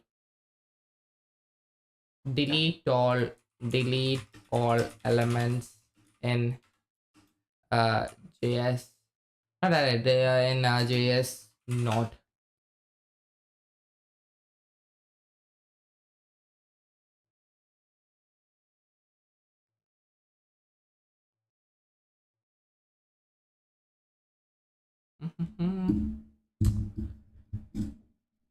So uh, we can just do this. We can just do number, not number of dice. Image container dot in HTML is gonna be set to null. That should reset it, I believe. Yeah, there we go. Cool. Now, what else is left for us to do here? Yeah, we need to set the dice text content is gonna be equal to join die text. Oh, actually, it should be equal to dice, and yeah. Oh, this needs we need to concatenate that, don't we? All right, now that's working, and if I have, let's say, 0, I can't go. I can do that, but yeah, that won't work. Um, and we can maybe have actually we can just set the start and this thing, right? And if it's not selected, we'll display some message for the user. And what else is there? What else is there? I think that should be it. Let's handle the edge cases now. So number input set max value, min and max actually.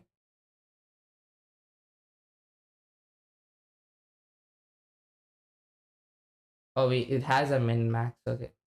So of course, what we'll go ahead is what we'll do is we'll go ahead and set this is the input, right? We'll set the min as 1 and max as 6. And did that work or not is the question. Oh, did this just there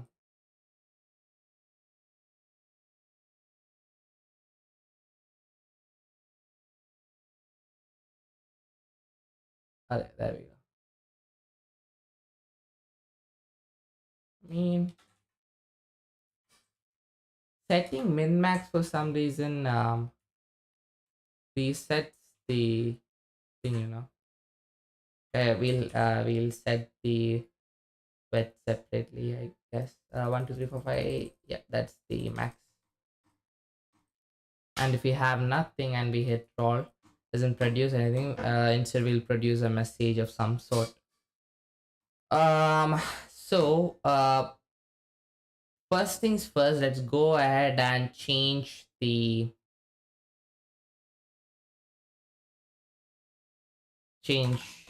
what's it called, hash.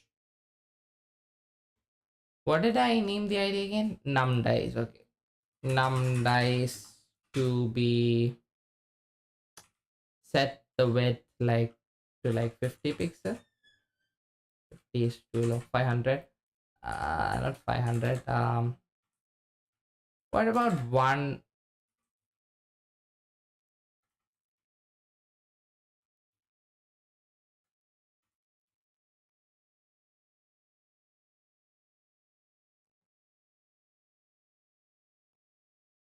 That looks good enough. Actually, you know what? Let's do 5 more. Yeah, perfect. Now what we'll do is we'll set to join die text, right?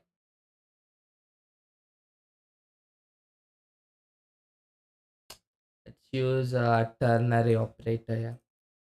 So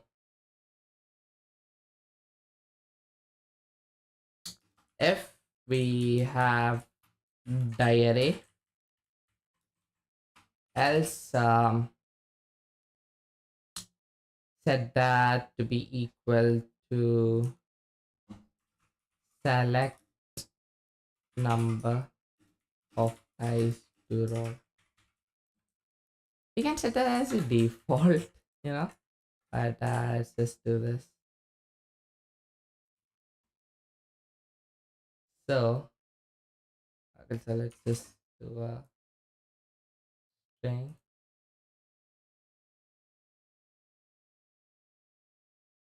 I guess you know what we'll do.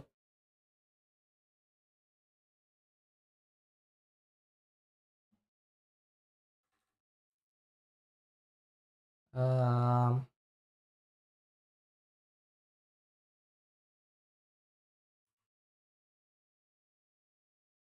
like we'll just put it here.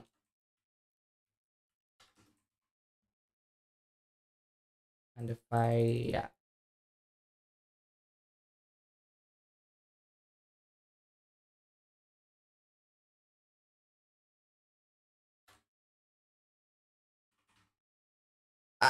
oh my god. So that's not yeah, users may do things like that, you know. So I guess first things first, we're gonna change the max to 9. Um,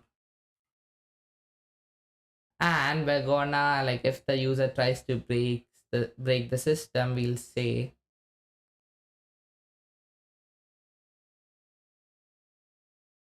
mm,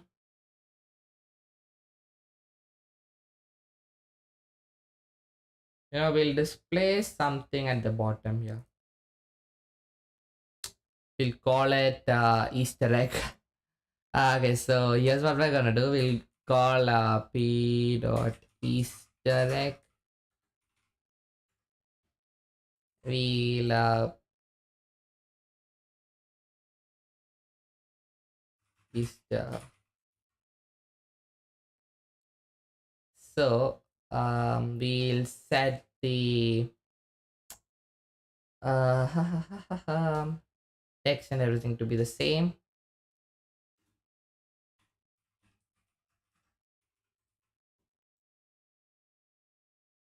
Mm-hmm.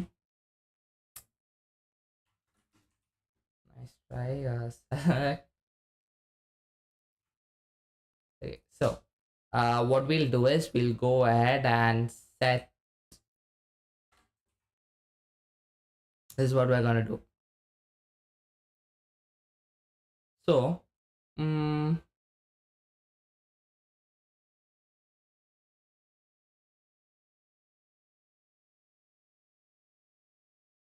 we actually do a ternary operator here?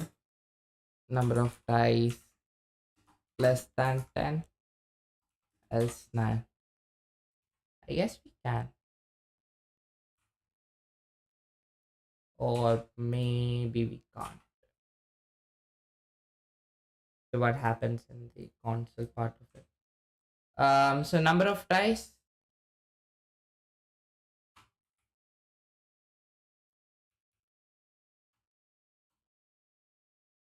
Maybe it doesn't work because, you know, yeah. Um, because it's in an if statement. I received a call there. Okay,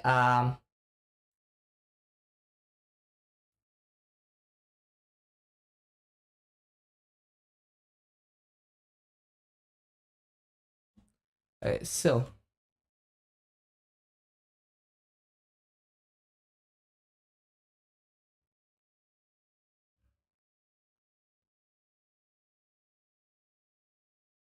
um let's see.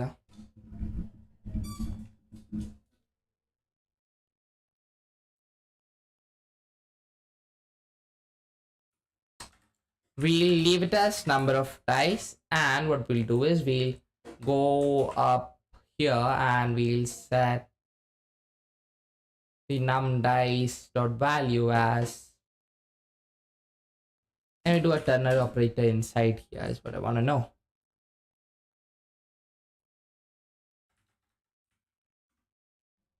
I guess we'll just reassign number of dice. Number of dice is number of dice if it's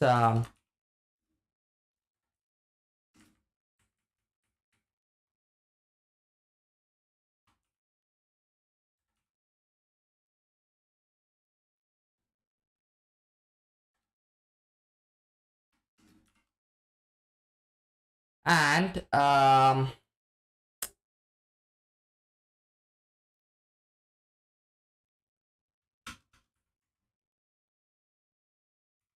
if number of dice is greater than the allowed number 9,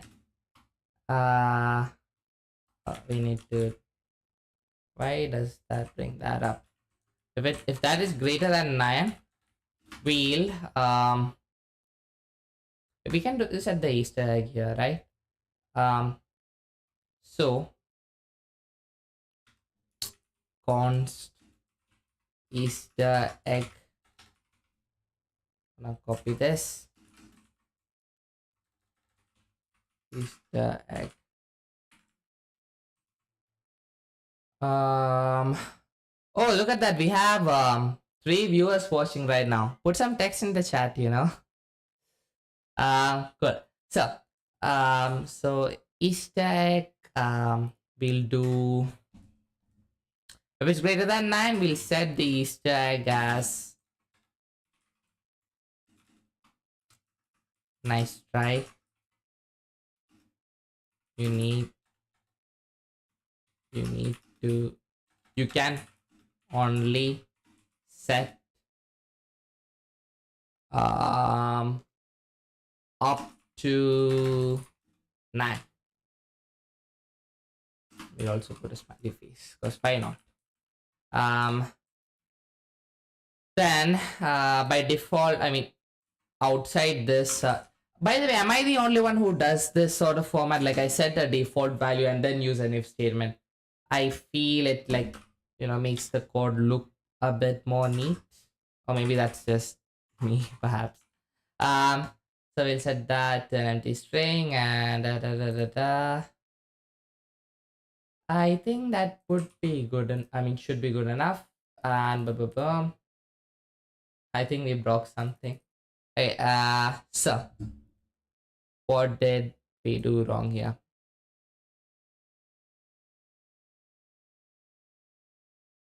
Else we, so number of dice, if number of dice is less than 10, right? Else we set it to 9.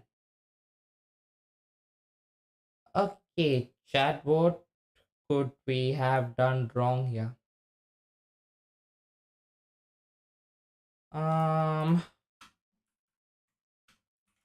Console.true.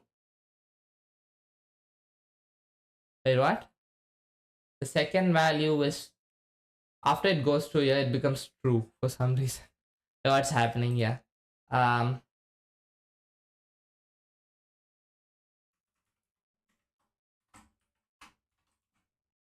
mean, this, nah. How, why is it changing it to true here? Does anyone know in the chat what's happening?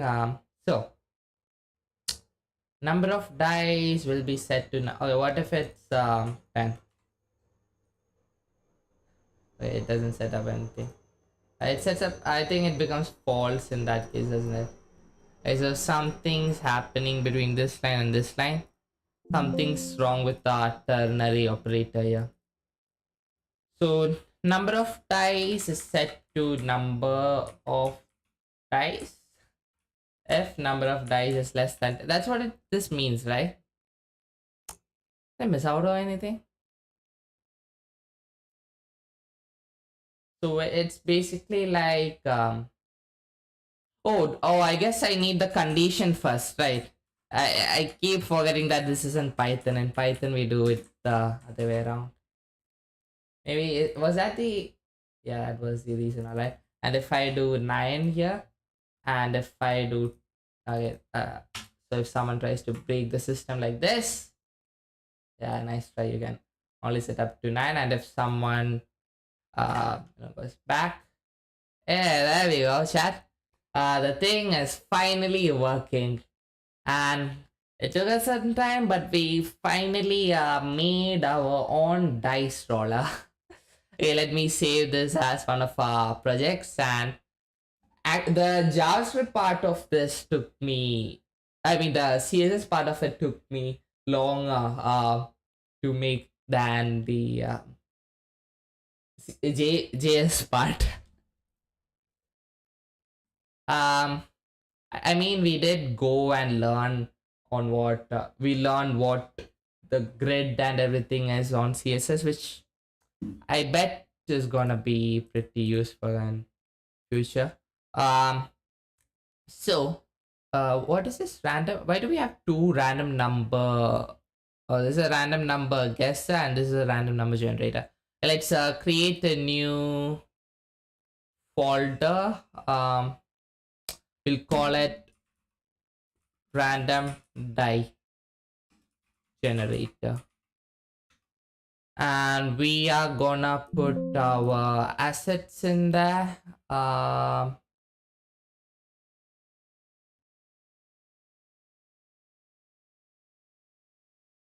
Wait, what just happened? What just happened there?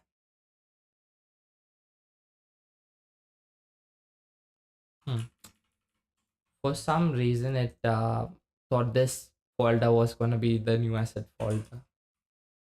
Oh, never mind, never mind. I think it was just waiting for another file then. Yeah, just paste it inside. Okay, never mind. Um, uh, so we're gonna just put that in there. We're gonna put. Wait, I'm messing things up here. Am I? Nope, I'm not. Put that in there, and we're gonna put that in there. And this, I guess we can delete this. We don't need the grid tutorial anymore. I mean, you know what? We're just gonna create a grid tutorial, and we're gonna put these two files inside there. You know, we might need it in future perhaps. So let's see if this is working now. So I go into projects and random die generator, and look at that, chat. We have finally made our very own random die generator or dice roller with the Easter egg and stuff. So yep, that's that. Let's continue with the tutorial now. Before that, I'm just gonna take a quick break here. Oh, look at the time. It's almost 2 hours. It's been 2 hours since I started the stream. Alright, I'll take a quick break here and I'll be right back with you. Stay tuned till then. Alright,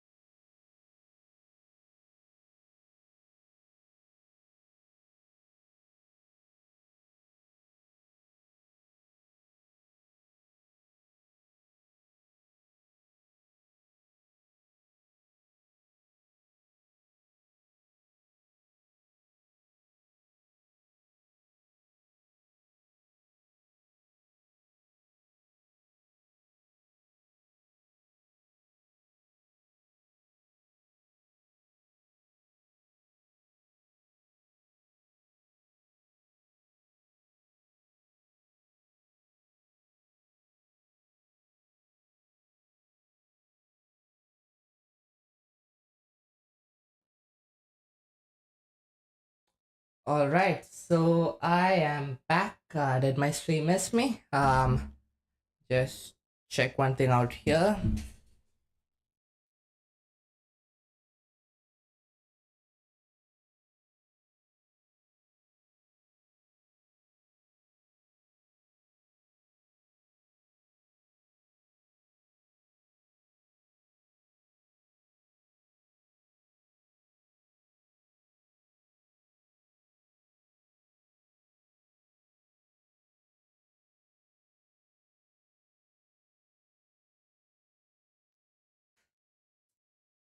All right, so let's get back to it. Let me open up.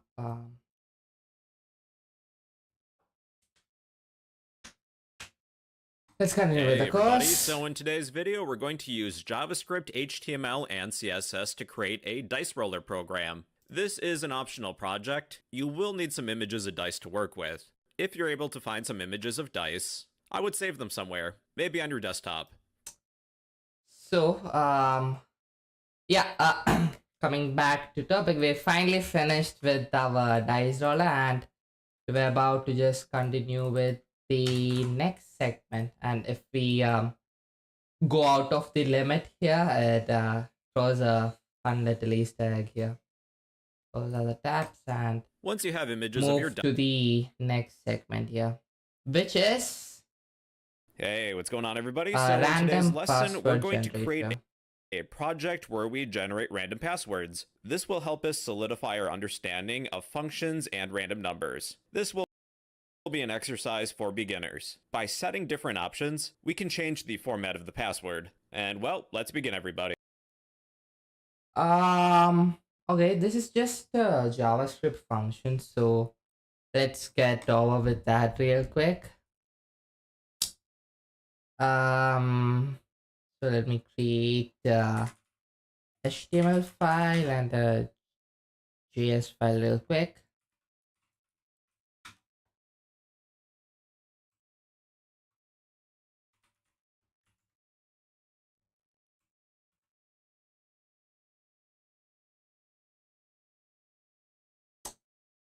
Gonna set that to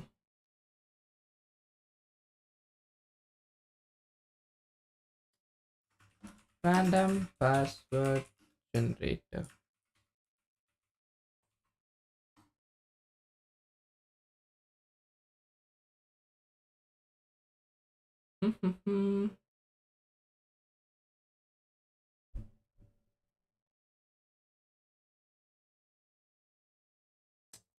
um yeah, let me attach my JavaScript file before I forget, like last time. It's happened so many times, you know. So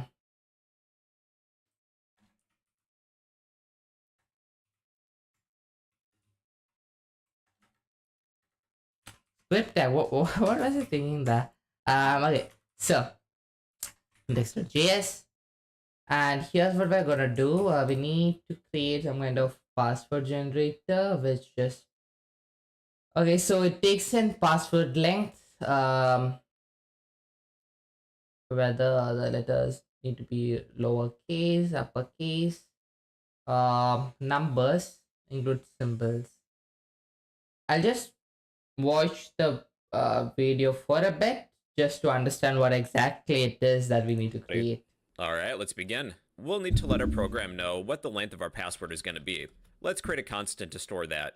Const password length. Set this equal to maybe 12, but we can adjust that accordingly. We'll create a boolean to specify if our generated password is going to contain lowercase characters. We'll create a constant include lowercase. Do we want to include lowercase characters? We can set this to be true or false. We will set this to be true.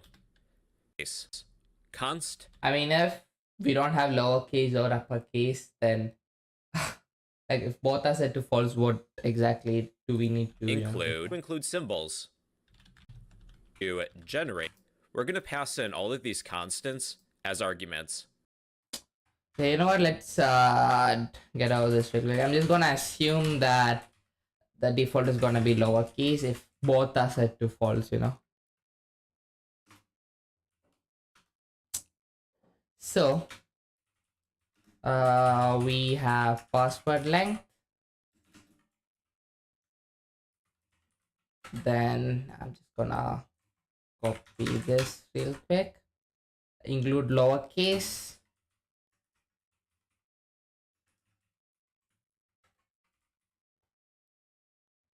And include uppercase. Then we are also gonna have include symbols. Hey, someone's on stream right now. Hey, to whoever's watching, come to the stream. So include symbols. I'm gonna set that to true too. Any other argument we is have. needed? No. So I'm just gonna put these as arguments over here.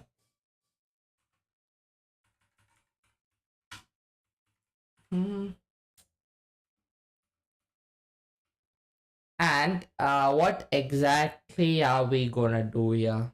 So what should our kind of our algorithm be here? Um,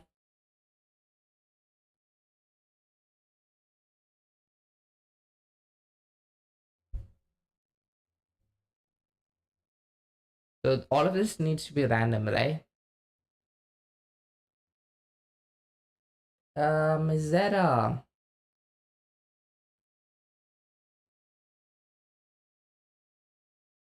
so get all letters in JS.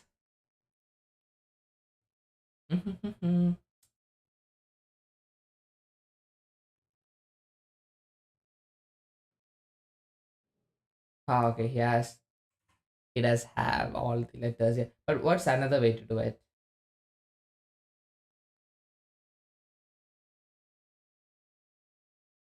Oh, this is like a cooler way to do it, I guess. Let's have that instead. So lowercase alphabets,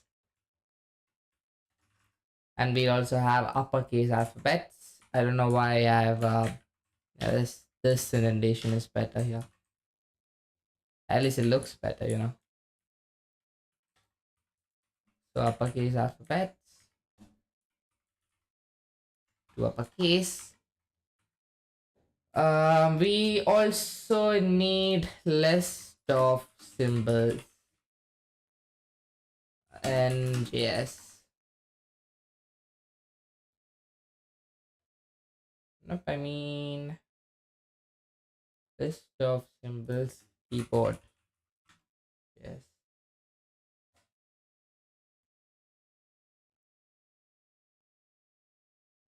A list of symbols is all I need.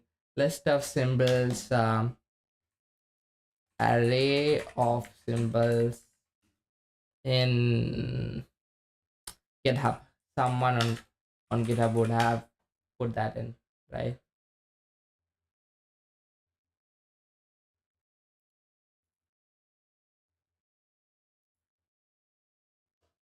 I just need a list of you know what? We're gonna create our own for that time being. We're just gonna create so I'm gonna type in this, another. Those are numbers, right? Is that include numbers by chance? No. Okay, so I guess we can have all the operators here. Minus, then brackets. Let's also have a question mark, a period, less than, greater than, and what else? We'll have these two brackets.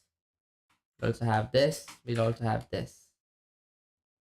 I'm just picking random, um, symbols from my keyboard here. So hang on with me. Ampersand, can't forget that. We need the caret sign. We'll also leave the at there, the exclamation mark. That would cover. Oh, can't forget about equal to. That should be good enough. And what we're gonna do now is we're gonna write our logic. So we're gonna call this symbols, and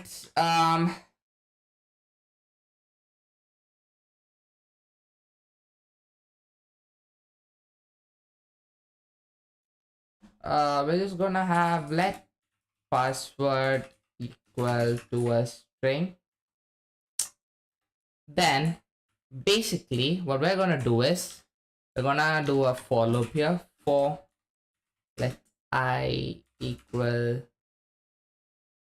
0. The condition would be I less than password length. And then we'll have I plus plus.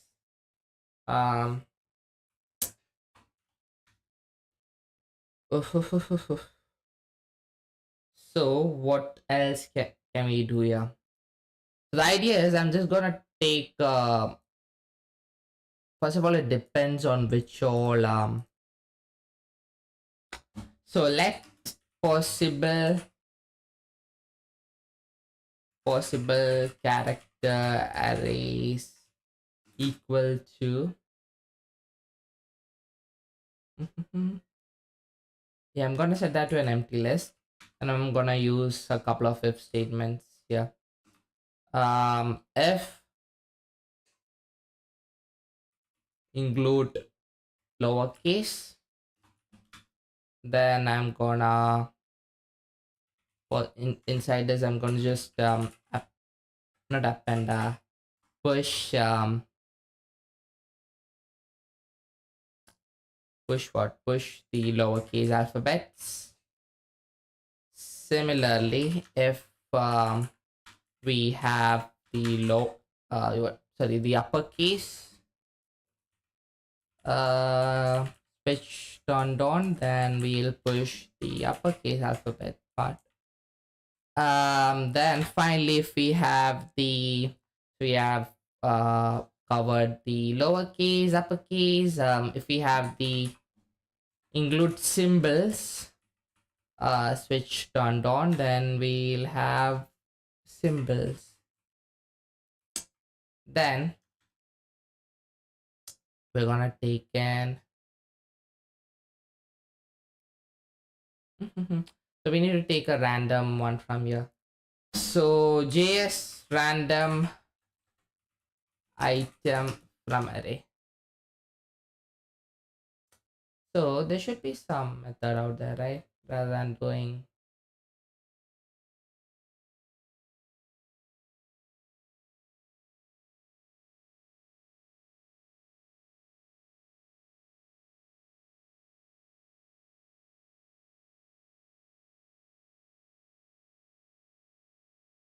I guess not.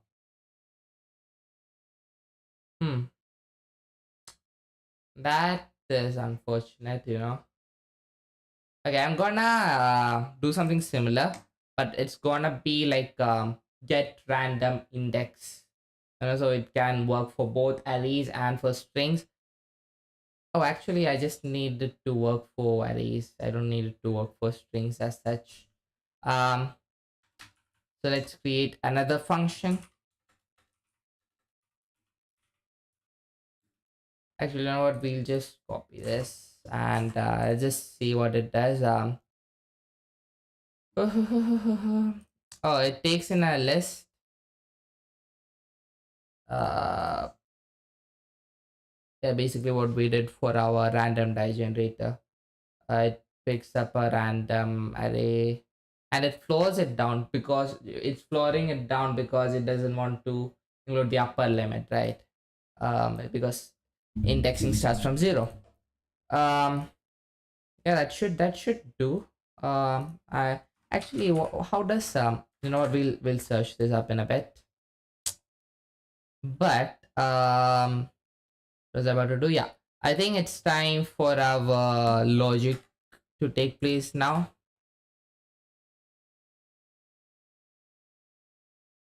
I mean, this can take place here, like outside. Then for this, let character array equal to get random. Let's follow the camel case convention, please. Let's not break that. And we're gonna pass in our possible character array. So we got one of our character arrays. Now we're just gonna select a random value from that. So let random character equal to use get random again, and we're just gonna pass in character array, and I'm just gonna concatenate it to our password string. So password plus equals, we do still have plus equals, right, on in JavaScript. At this point, I'm starting to doubt everything, So password plus equals our random character, and this should go on for how long we want our password to be. And we just return our password.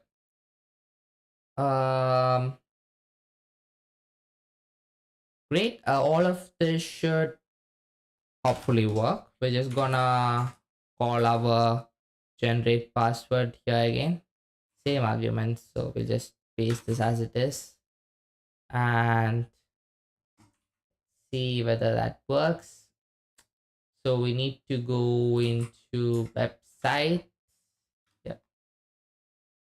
Go to console.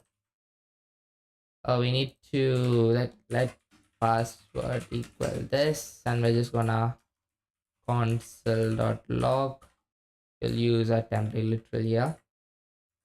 Jenna. Oh, our viewer count is at 4 now. Why isn't anyone putting something in chat? Okay, generated password is just gonna equal to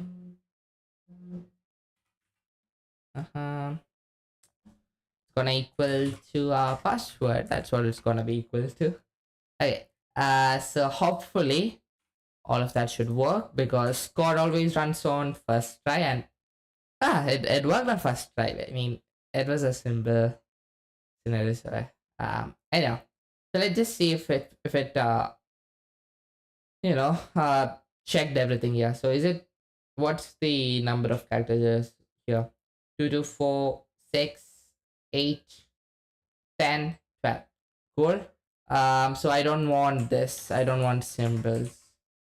Okay, that worked. I just want it to be lowercase alphabets. Yep. Okay, I don't want this.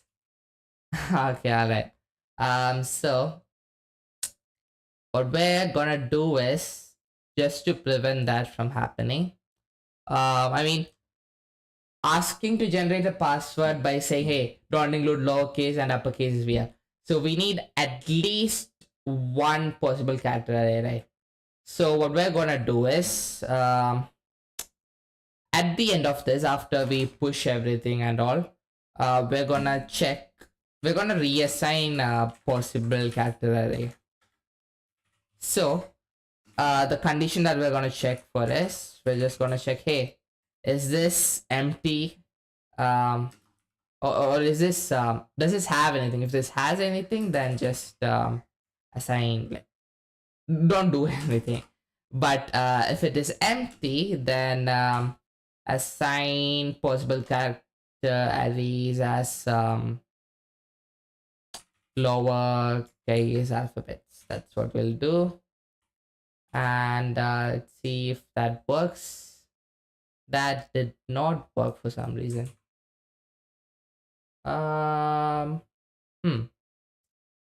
Okay, maybe I need to convert this to a boolean, perhaps. Okay, that did not work. So reading length, index.js 4. So okay, you know what? I'm just gonna console.log our. Why is it that every time I use a ternary operator, something or the else goes wrong? I need to get used to it, Yeah, it's an empty array, yep. But then how do I do this? So So basically I'm checking, hey, is this, oh, you know what? We'll also just see what the Boolean value is. It should be true. Yeah. So if this is true, then, oh, okay. I got my, wait a second. Empty list and falsy in JS. Oh, hey there. We have check back on stream. Hey there. Yeah, I'm doing good. What about you? All good. But let's check if the length of possible array. No, I figured out the reason why, but so I thought that empty arrays in JS are supposed to be, or empty arrays in any language is supposed to be falsy, but like if I do this, it comes out to be true, which I didn't expect that to happen. I guess I have to just check for the length instead. You know. Oh, is that what you mentioned? Check if the length. Yeah.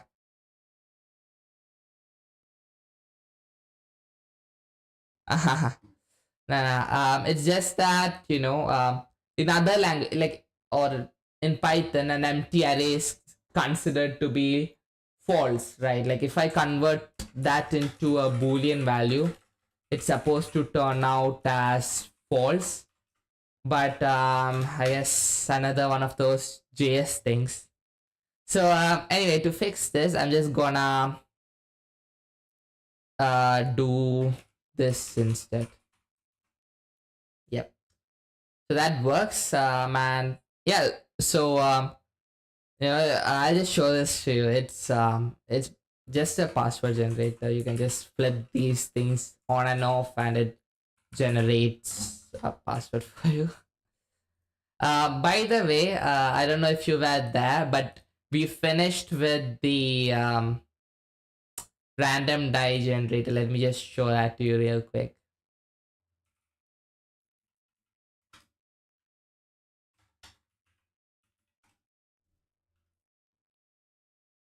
Yeah, look at that. Mm, I also had to learn about grids. You had mentioned that grids are gonna be pretty useful, right?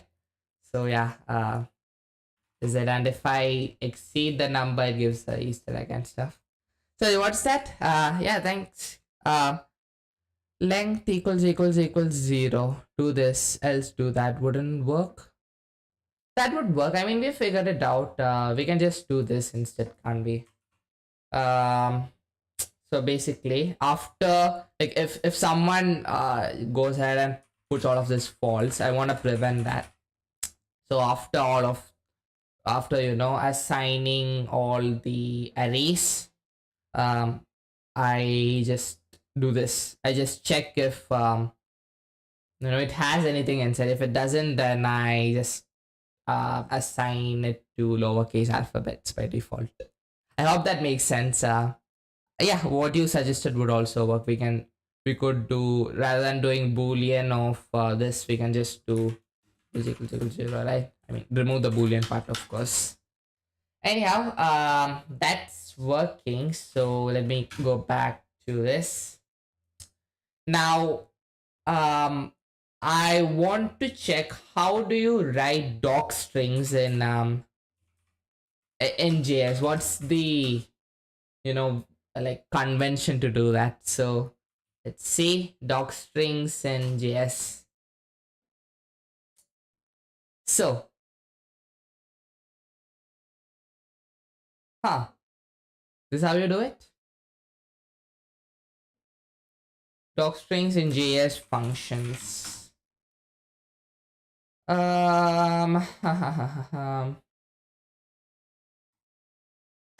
Let's see. You could use JS docs or write them yourself. Yeah, I mean, I want to JS docs. Is that some kind of extension, or yeah, I just want to see what's the like normal way of doing it. Like just writing it out by hand. How to write a doc string? Okay, this is a multi-line comment. So this function adds two numbers, and then you specify this, then the type hint, then this. Okay, and okay, at the right returns. Okay, I guess I mean with doc strings we can just go on and on, but I think this would be a good convention to do it. And huh, do you write doc strings like inside the function or outside? Here it's written outside, but I what do you prefer? I guess what does the average JS dev prefer? So let's see here. I mean, what happens? This VS Code doesn't pick up on the doc string for some reason, or is it because I don't have the exact things written?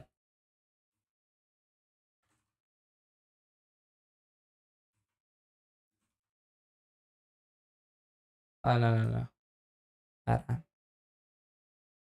It's outside, but I'll be honest. I mean, this would be the umpteenth time I'll be telling this in stream, but I really believe in the way of writing doc strings because, hey, like the first few months, both you and God know what you've written, but then after that, it's just God who knows what you've written. But I guess I mean it depends. If it's a personal project, I mean I don't think. I mean it's good habit. So I'll be probably doing that. But for team, if you're working in a team, you need to do it. Yeah, it can be a simple comment. I mean you don't have to write generate password. The thing itself tells you what it does, right? But I just want to see what's the like how do you exactly write it. So if I write it outside, does VS Code pick it up? Oh, okay. So VS Code only picks it up if I write it outside, which shall be, it's a bit weird for me because like if I want to move this function to some other place, I'll be just copying the function. It won't go in my mind to copy the doc string too. I guess that's something I need to train my brain to do. Okay, cool. Great. I'll just remove that for now. And yeah, let's just move forwards. What's the saying? Forward and onwards. A Privacy? length. Include lowercase. Include uppercase. What time is it there? Include numbers. By the way. And include symbols. When we call this function, we have to pass in all of these arguments. So we will call our generate password function. Oh, I haven't said the playback speed. Pass in our include symbol. We can just After skip this. finishing We've already written it, and I mean, let's just look at the. He's doing something similar. working with random numbers. And well, everybody, that was a random password generator in JavaScript. Hey, welcome back, everybody. So today I got to explain callbacks in JavaScript. A callback is a function. Oh, callbacks. There we go. This is one of those things which is like I wouldn't say wait a second. The function that is passed as an argument to an well, it's not I was gonna say exclusive to JavaScript, but it's not exclusive to JavaScript, but it's I've heard the exact word callback being used more in JavaScript, the code can get massive enough if there are tools to make the work. I use it. Oh, JS, you're talking about JS docs, huh? People just use Next.js anyway. Yeah, of course. I mean, I'm just writing Balance just to learn it, and the aim here is to move to some kind of framework, learn some kind of framework, Function that is passed. But I believe what's it, JS docs, huh? How do you what's this about? How do I? Is this some kind of extension or what is JS docs? What is JS docs?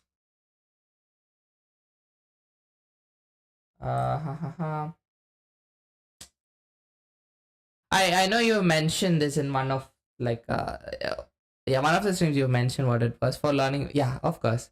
But what is this about? JSON is an open source API documentation. Oh, is it like Swagger UI? Yeah, yeah. There we go. I don't know. In Python we have a thing called Fast API which utilizes Swagger UI to like create the docs automatically. So I guess this is something like that, huh? Oh, I see. It takes like we still have to write the documentation on our own, but it it creates this UI and stuff for us. Yeah. Package.json is like the requirements.txt equivalent, right? It's just a bunch of requirements that you specify inside, right? That's what package.json is, I believe. Um, okay, so that's cool. That's a cool. No. Uh, is it right to use a word framework here, or is module better? Okay. So yes. As an argument to another function, they are used to handle asynchronous operations such as reading a file, network requests, or interacting with databases. Asynchronous is you just move forwards with the file, right? I mean, move forwards with the code while the this part of the code runs. Yeah, exact. Not package manager, npm. These activities take some time to complete. Now with JavaScript, we don't. You know what? Actually, now that I think about it, Python has a package manager. It has a weird name. It's called PyPy. Maybe it's pronounced some other way. There's npm for JavaScript. That's really off topic here. PHP have a package manager.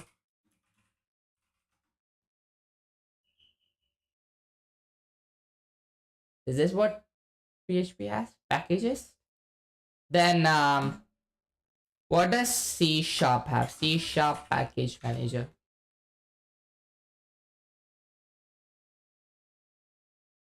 NuGet. It's weird because with oh, I mean and I scratched that what I was about to say. There are tons of package manager. Okay. NPM is Composer for PHP. Pip is for Python. For PHP, okay. What you're saying is there are others out there, right? I know NPM, NPX. I think I've heard of it, but yeah, I haven't heard of it as much as NPM. NPM is the most popular one, I believe, right? We don't necessarily wait for a process to finish before continuing with the rest of the program. For example, if we were to read a file, if it takes a long time to read that file, JavaScript might continue on with the rest of the program. We might attempt to display the contents of that file before we're finished reading it. That's where callbacks come in. We're telling JavaScript, hey, when you're done, call this next. When you're done reading the file, then display the contents, only after that process is complete. I'll give you a few examples. Oh, this isn't clicked in together. Examples of the syntax of a callback. We'll start with something really simple. We'll create a function to display the word hello. This will be the hello function. Then I will console.log the word hello. So I can invoke this function, hello, to execute it. Hello. What if we were to create a function for goodbye? Function, goodbye. We will console.log goodbye. Okay, after hello, let's invoke goodbye. We have hello, then goodbye. What if my hello function takes a lot of time to process? Well, JavaScript isn't necessarily going to wait around before executing the goodbye function. I'm going to add a few lines of code. You don't need to copy this. These few lines of code are going to make us wait for 3 It's just seconds. wanna sleep right before. You don't need to write this down, but do pay attention. We will execute the hello function followed by the goodbye function, but we're going to pretend that our hello function takes a little bit of time to process. So now we have goodbye already executed, followed by hello, but it should be the other way around. Yeah. I would like to guarantee that the goodbye function follows after the hello function. Well, I can do that by adding a callback to the goodbye function after the hello function is complete. We'll get rid of this goodbye function invocation. To use a callback, you pass a function as an argument to another function. We will pass the goodbye function as an argument to the hello function. So within the set of parentheses, type the name of the function, goodbye. Now be sure you don't add a set of parentheses after the function name. You'll call it right away. We are passing the name of the function as an argument. But we need a matching parameter. I will name this parameter callback. After everything in this function is complete, let's take our callback. There's a thing called callback handling. Yeah. Alright, let's just oh geez, look at that.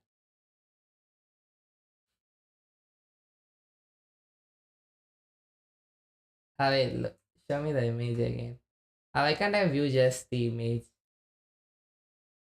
Just the image. Open image in new tab. Yeah. Oh, look at that.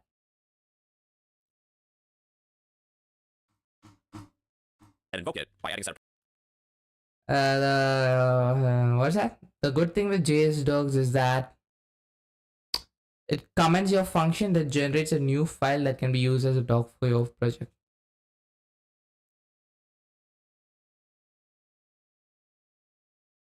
It comments your function. Like it does it automatically. I didn't get what you mean there. It comments our functions like automatically. Like I don't have like what does it do? Like it I mean, wouldn't that need AI and stuff to work? The comment I just did. Oh, okay, gotcha. The one with slash param and stuff. Yeah.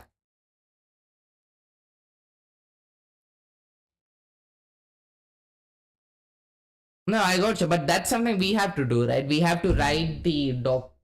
We have to write those things, and then it JSDoc just generates a UI that we can use, right? Is that correct? parentheses. Invoke meaning call. All right, now let's see what happens. We have our hello function followed by the goodbye function in that order. Yeah, Let's bring the function. exactly. What about It's I would like to think of it as fast API, something like that. a leave function? We'll tell somebody to leave. There we go. Console.log. I think I understood what it is. What callbacks are. As well as other arguments to a function. Let's go over a second example. Callback. And then I will call my callback. Then I'll pass the result as an argument to the callback parameter. We have a result argument we're receiving that we need to pass in. A callback, you'll invoke it right away. Calculate document object window, our web page basically. Let's pretend that this wasn't here. Let's create a separate function to display the result to our document object window, our web page basically. Let's pretend that this wasn't here. I'll create an h1 element with an ID of my h1. What all things are there in fact in this course? I mean, I did go through the what do you call these? I guess we call them chapters. Okay, I did go through the title of each. Where are we? We are at callbacks. So we go over some array functions, I believe, array methods, functions, function expressions. Don't know what that is. Arrow functions are just lambda function, one line functions. Right. This is just JSON, the dictionary. I don't know. You have to tell me what that is. Okay, constructor classes. Okay, finally we get to offset the fire mark. Static. I have heard of it, but yeah, I need to look into what that is. Inheritance super keyword for inheritance, getters and setters. What is destructuring? Yeah, we'll get there. I just need to be patient. I will create a separate function, display page, to display on the web page. I think display DOM would be more appropriate, but I haven't explained what the document object model is yet. So let's just work with display page. We will accept a result. I will change the text content of the my h1 element. Document.get element by ID. The ID was my h1. We will change the text What's he trying to do here? to equal our result that we receive. As a callback, we will use the display page function. Display page. There, and the result is 3. After this calculation processes, execute the callback, and this time we are passing it to the display page function that we created. All right, everybody, so that's a callback. It's a function that is passed as an argument to another function. They're used to handle asynchronous operations that may take a variable amount of time, such as reading a file, network requests, or interacting with databases. We're not exactly sure when these processes are going to complete. By using a callback, we can ensure that a function executes after these processes are complete, and not before. Is this true? Like in production, would people get stuck in callback hell? Accidentally. All That we're saying, happen? hey, when you're done, call this next. We'll have more practice with callbacks, especially in the upcoming topics. And well, everybody, those are callbacks in JavaScript. Hey, it's me again. Today I'm going to explain the for each method in JavaScript. The for each method is used to iterate, meaning loop through, the elements of an array and apply a specified function to each element. You have an array. We can use the built-in for each method of arrays and send each element through a callback to a function. Here's an example. I'll create an array of numbers. Let numbers equals 1 through 5. I think the next couple of chapters are gonna be about those functions which are more used for like code wars and stuff. Maybe not for each, but like those one-liners that we have. 5. Then I'm going to create a function Let's to get display each element. together. Let's Function take a look at display. them first. There will be one parameter, an element. We will individually display each element within this array. Should I treat this as a project? I mean, why not? Let's treat that as a project. I should probably like you know right now in my GitHub, my initial plan was that I just put my projects on GitHub, but maybe I also put what I like, these tutorial things that I do on GitHub too, as I complete them. Made a small basic tutorial about npm or a memo. Oh, you make are you a content creator by the way then? Like do you do that? Like are you a streamer too? I mean, maybe not a streamer, maybe just a content creator perhaps.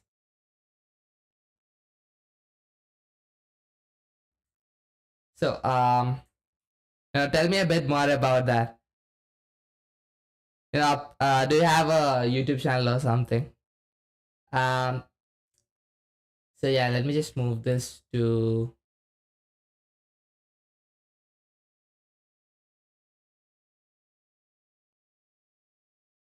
not not a folder. Yeah, let me just create a folder.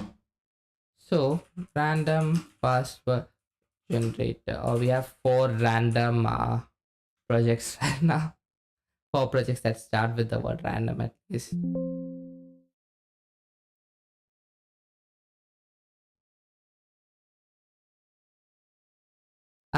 Gotcha.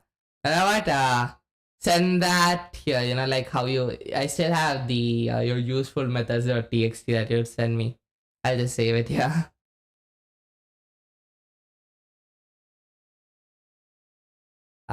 So what was I gonna do? Yeah, I'm gonna put this here. Let's create a new index.js and index.html. So also just create that and set the script index.js. Okay. Cool. Let's check that out. So, yep, check. There we go. See, and okay. Use npm minute to do it. Okay.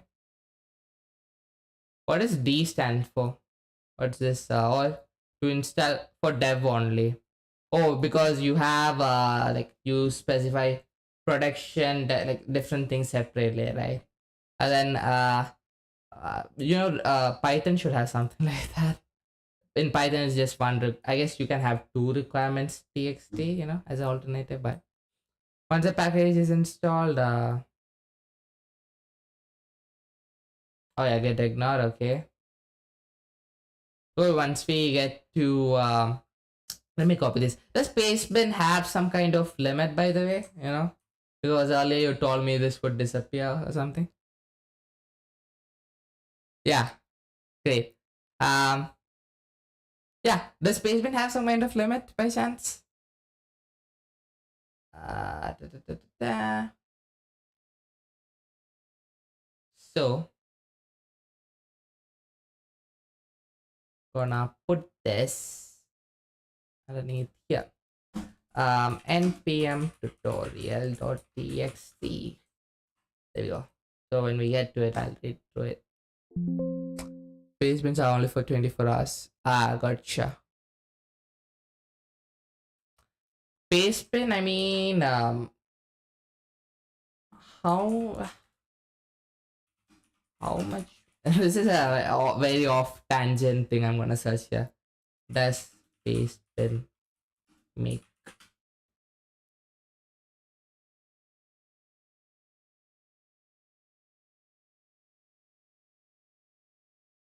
Okay, that's I mean, with a daily revenue. Oh, daily revenue of 6. Oh my god. Uh, geez, I mean, when was Pastebin founded? 2002. Geez, man, you know, The dog is infinite, so I never really dig into it yet. Yeah, it's like GitHub, right? GitHub on its own is a very giant complex system, but literally everyone just uses like push pull commit. I mean, you know, there's just a few commands that people use. It's like it's one of those things, huh? array. Console.log each element. I can display each element of this array by using the for each. So what are you gonna do? Yeah, we're Method. gonna see what these functions are gonna do for us.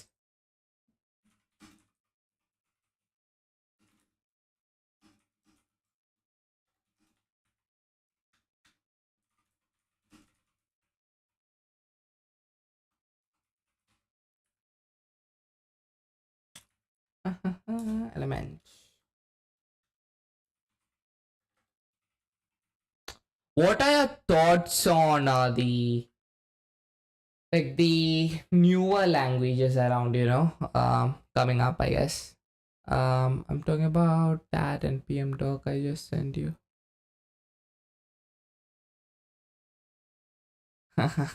Yeah, sure. The doc is infinite, so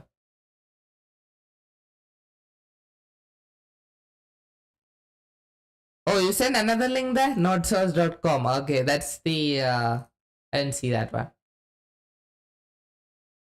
I mean, I can just search for it, right? That would be the official thing, I guess, or not source.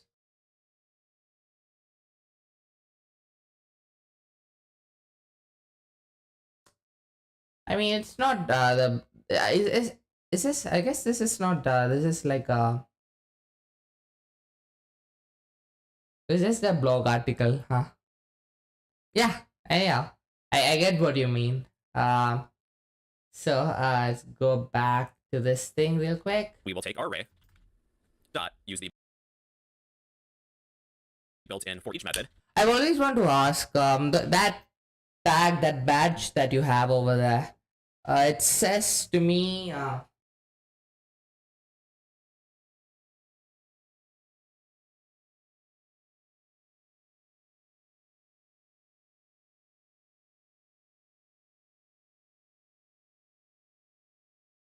Elden Ring, you a fan of Elden Ring? I played it, but it's damn hard. Then pass a callback as an argument. We will pass our display function as an argument. So this should display all of the elements in my array to the console. 1, 2, 3, 4, 5. Believe it or not, the element argument is provided for us with the for each method. Yeah, exactly. Yeah, which leads to my question: are you a fan of Elden Ring or something? Gotcha. I mean, Sol Games, Sol, the company which made Elden Ring, so and Sekiro and stuff. Yeah, Sol Games are like damn hard. They're just it's a nice way to torture yourself. Behind the scenes, the for each method will provide to a callback an But element it's a must play. I mean, if you have time for it, you can give it a shot. Although it gets really stressful though, which is not something I want to feel when I play games. So and array argument. An element for the current element that we're on when looping through this array. An index that keeps track of the current index number and the location of the array itself. In this case, it would be numbers. That's why when we pass. so basically we have a list of numbers and oh, okay, we pass in a callback. We pass in a function here and it applies that function inside. The display function is a callback. We're already provided with an element argument behind the scenes. So we're using the for each method to display all of the elements of this array. Let's use the for each method again to double each element before displaying it. I will create a new function. Okay, I mean, double each element, right?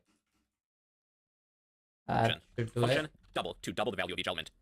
Element, index, and array are provided for us automatically. For each element, what are we going to do?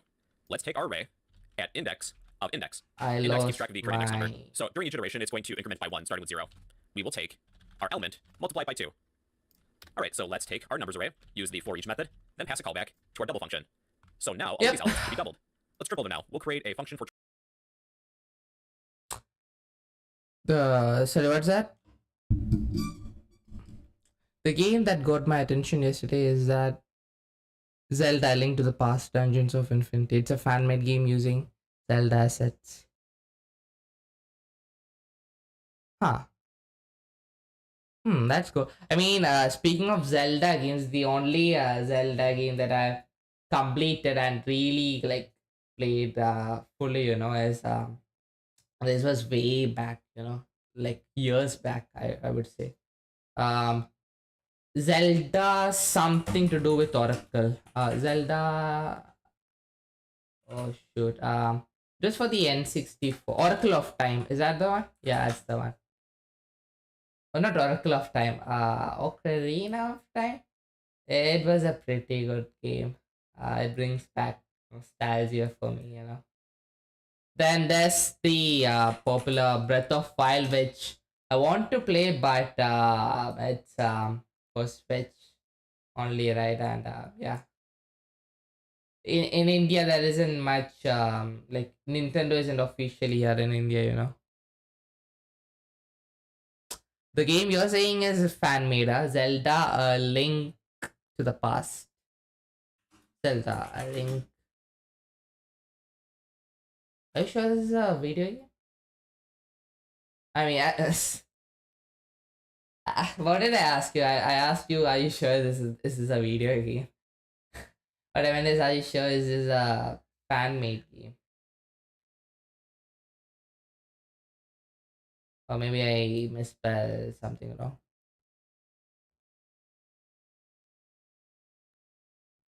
Just that one that they turned into a roguelike. Okay, but what is the Zelda Link to the Past? Dungeons of Infinity, okay. Dungeons of Infinity. Images. So maybe this is the game.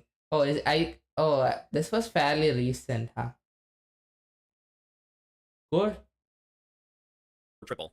Function triple, we will set the parameters to be the same, but we will multiply each element by 3. Then pass in a callback Wait, for triple. anyhow, So now we have 3, 6, 9, yeah, I 6 get the of math as point. callback for each Yeah, I will create what each number is wait, multiple things? 1, 8, 27, 64, 125.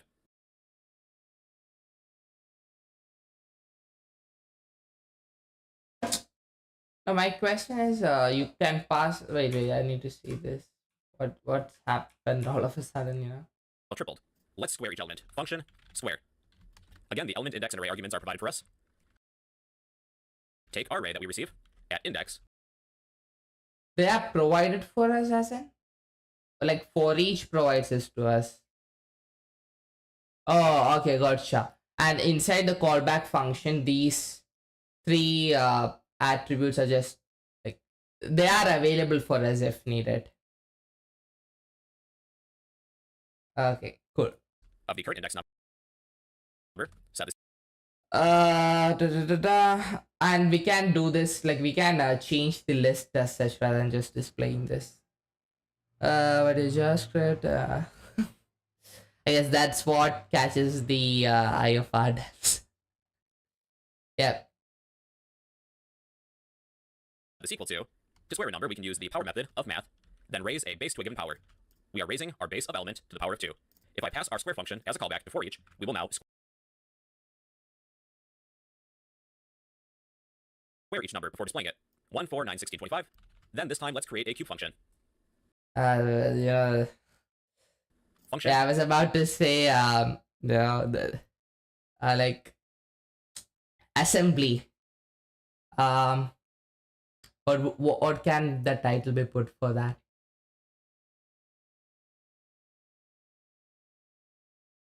Assembly, human torture. Yeah. Cube. I Raise need our to element work to on the power of my 3. title making. Our cube function as a callback to the for each method. And now each number is cubed. 1, 8, 27, 64, 125. Let's create a more practical example. Yeah, I will create an array of fruits. Let already. fruits equals some fruit. We have an apple, we have an orange, a banana, and a coconut. We'll create a function to display each element. Function display. It's kind of like what we did before. An element argument is going to be provided to us. During each iteration, let's console.log each element. And then we will use the built-in for each method of our array, fruits. Fruits.forEach. We will pass our function as a callback to display each element of this array. Apple, orange, banana, coconut. Let's create a function to make all of these strings uppercase. Wait, I'll do that for you.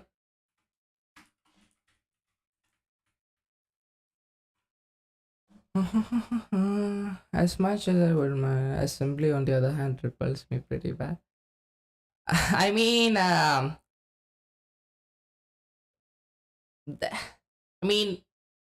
like code in assembly. That's a meme. I mean, no one like.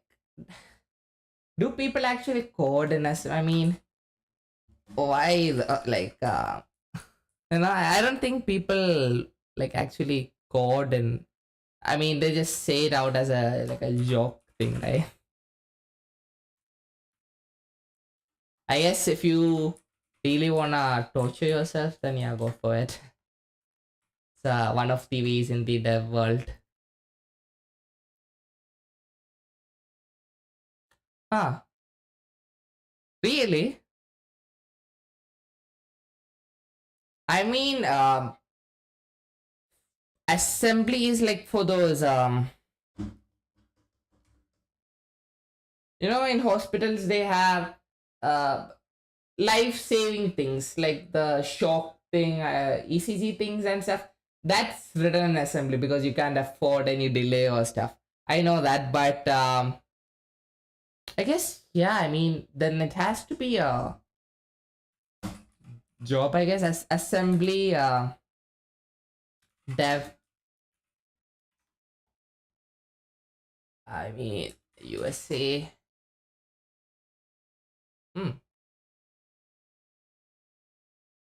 There are people out there who actually do this.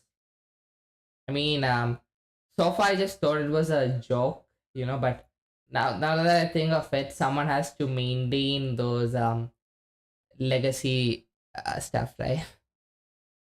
Fun fact, and this is just from me watching from somewhere on the internet. I don't remember exactly where I got this info from, but roller coaster tycoon, right? That was in that was written in assembly, and that person just he's rich now. I guess bot senior.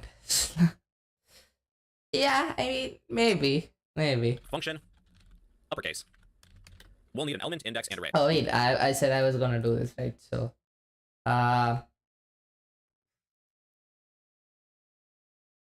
we can just do this, right? Why do we need to complicate it?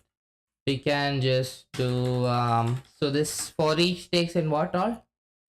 It takes I mean, hey, where's my of course fruits. Now let's bring up the doc.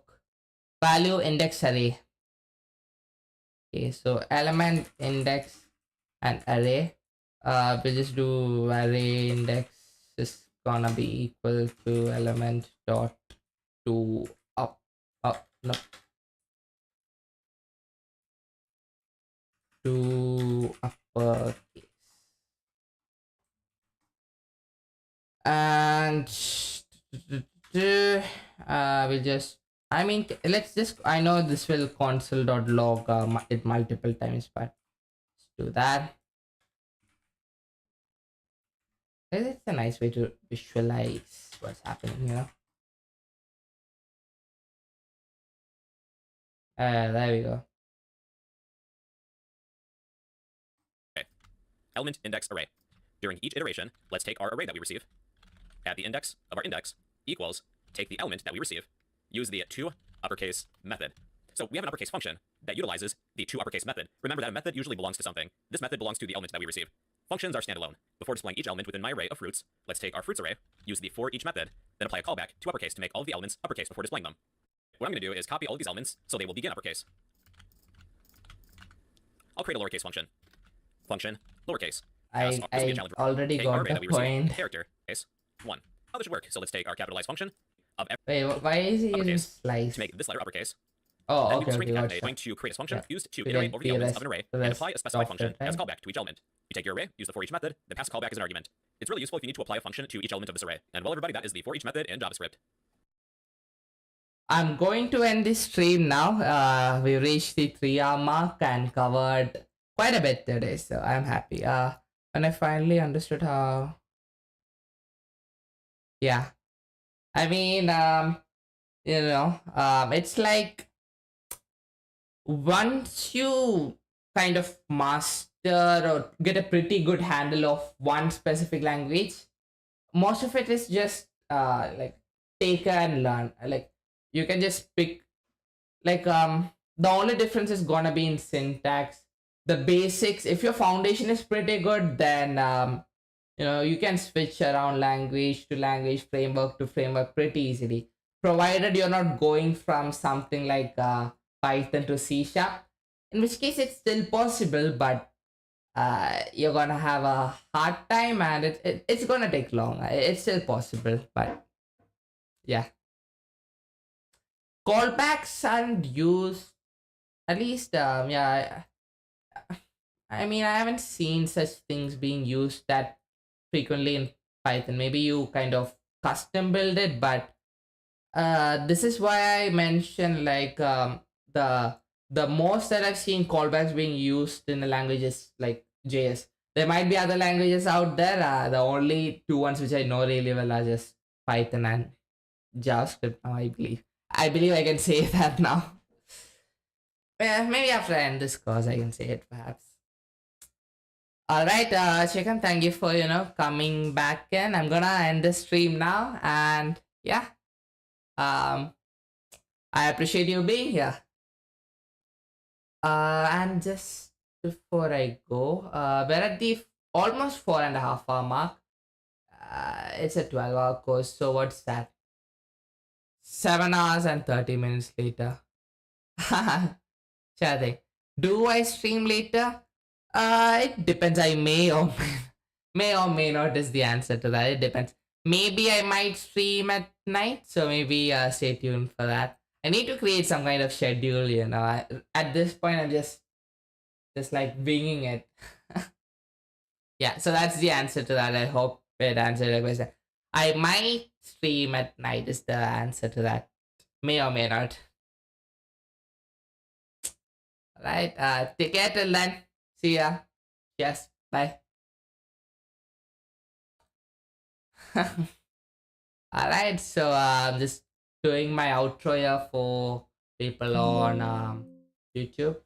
So this is me, Shahjahan AI, signing off. Take care, and I'll see ya. I'll catch you in the next one.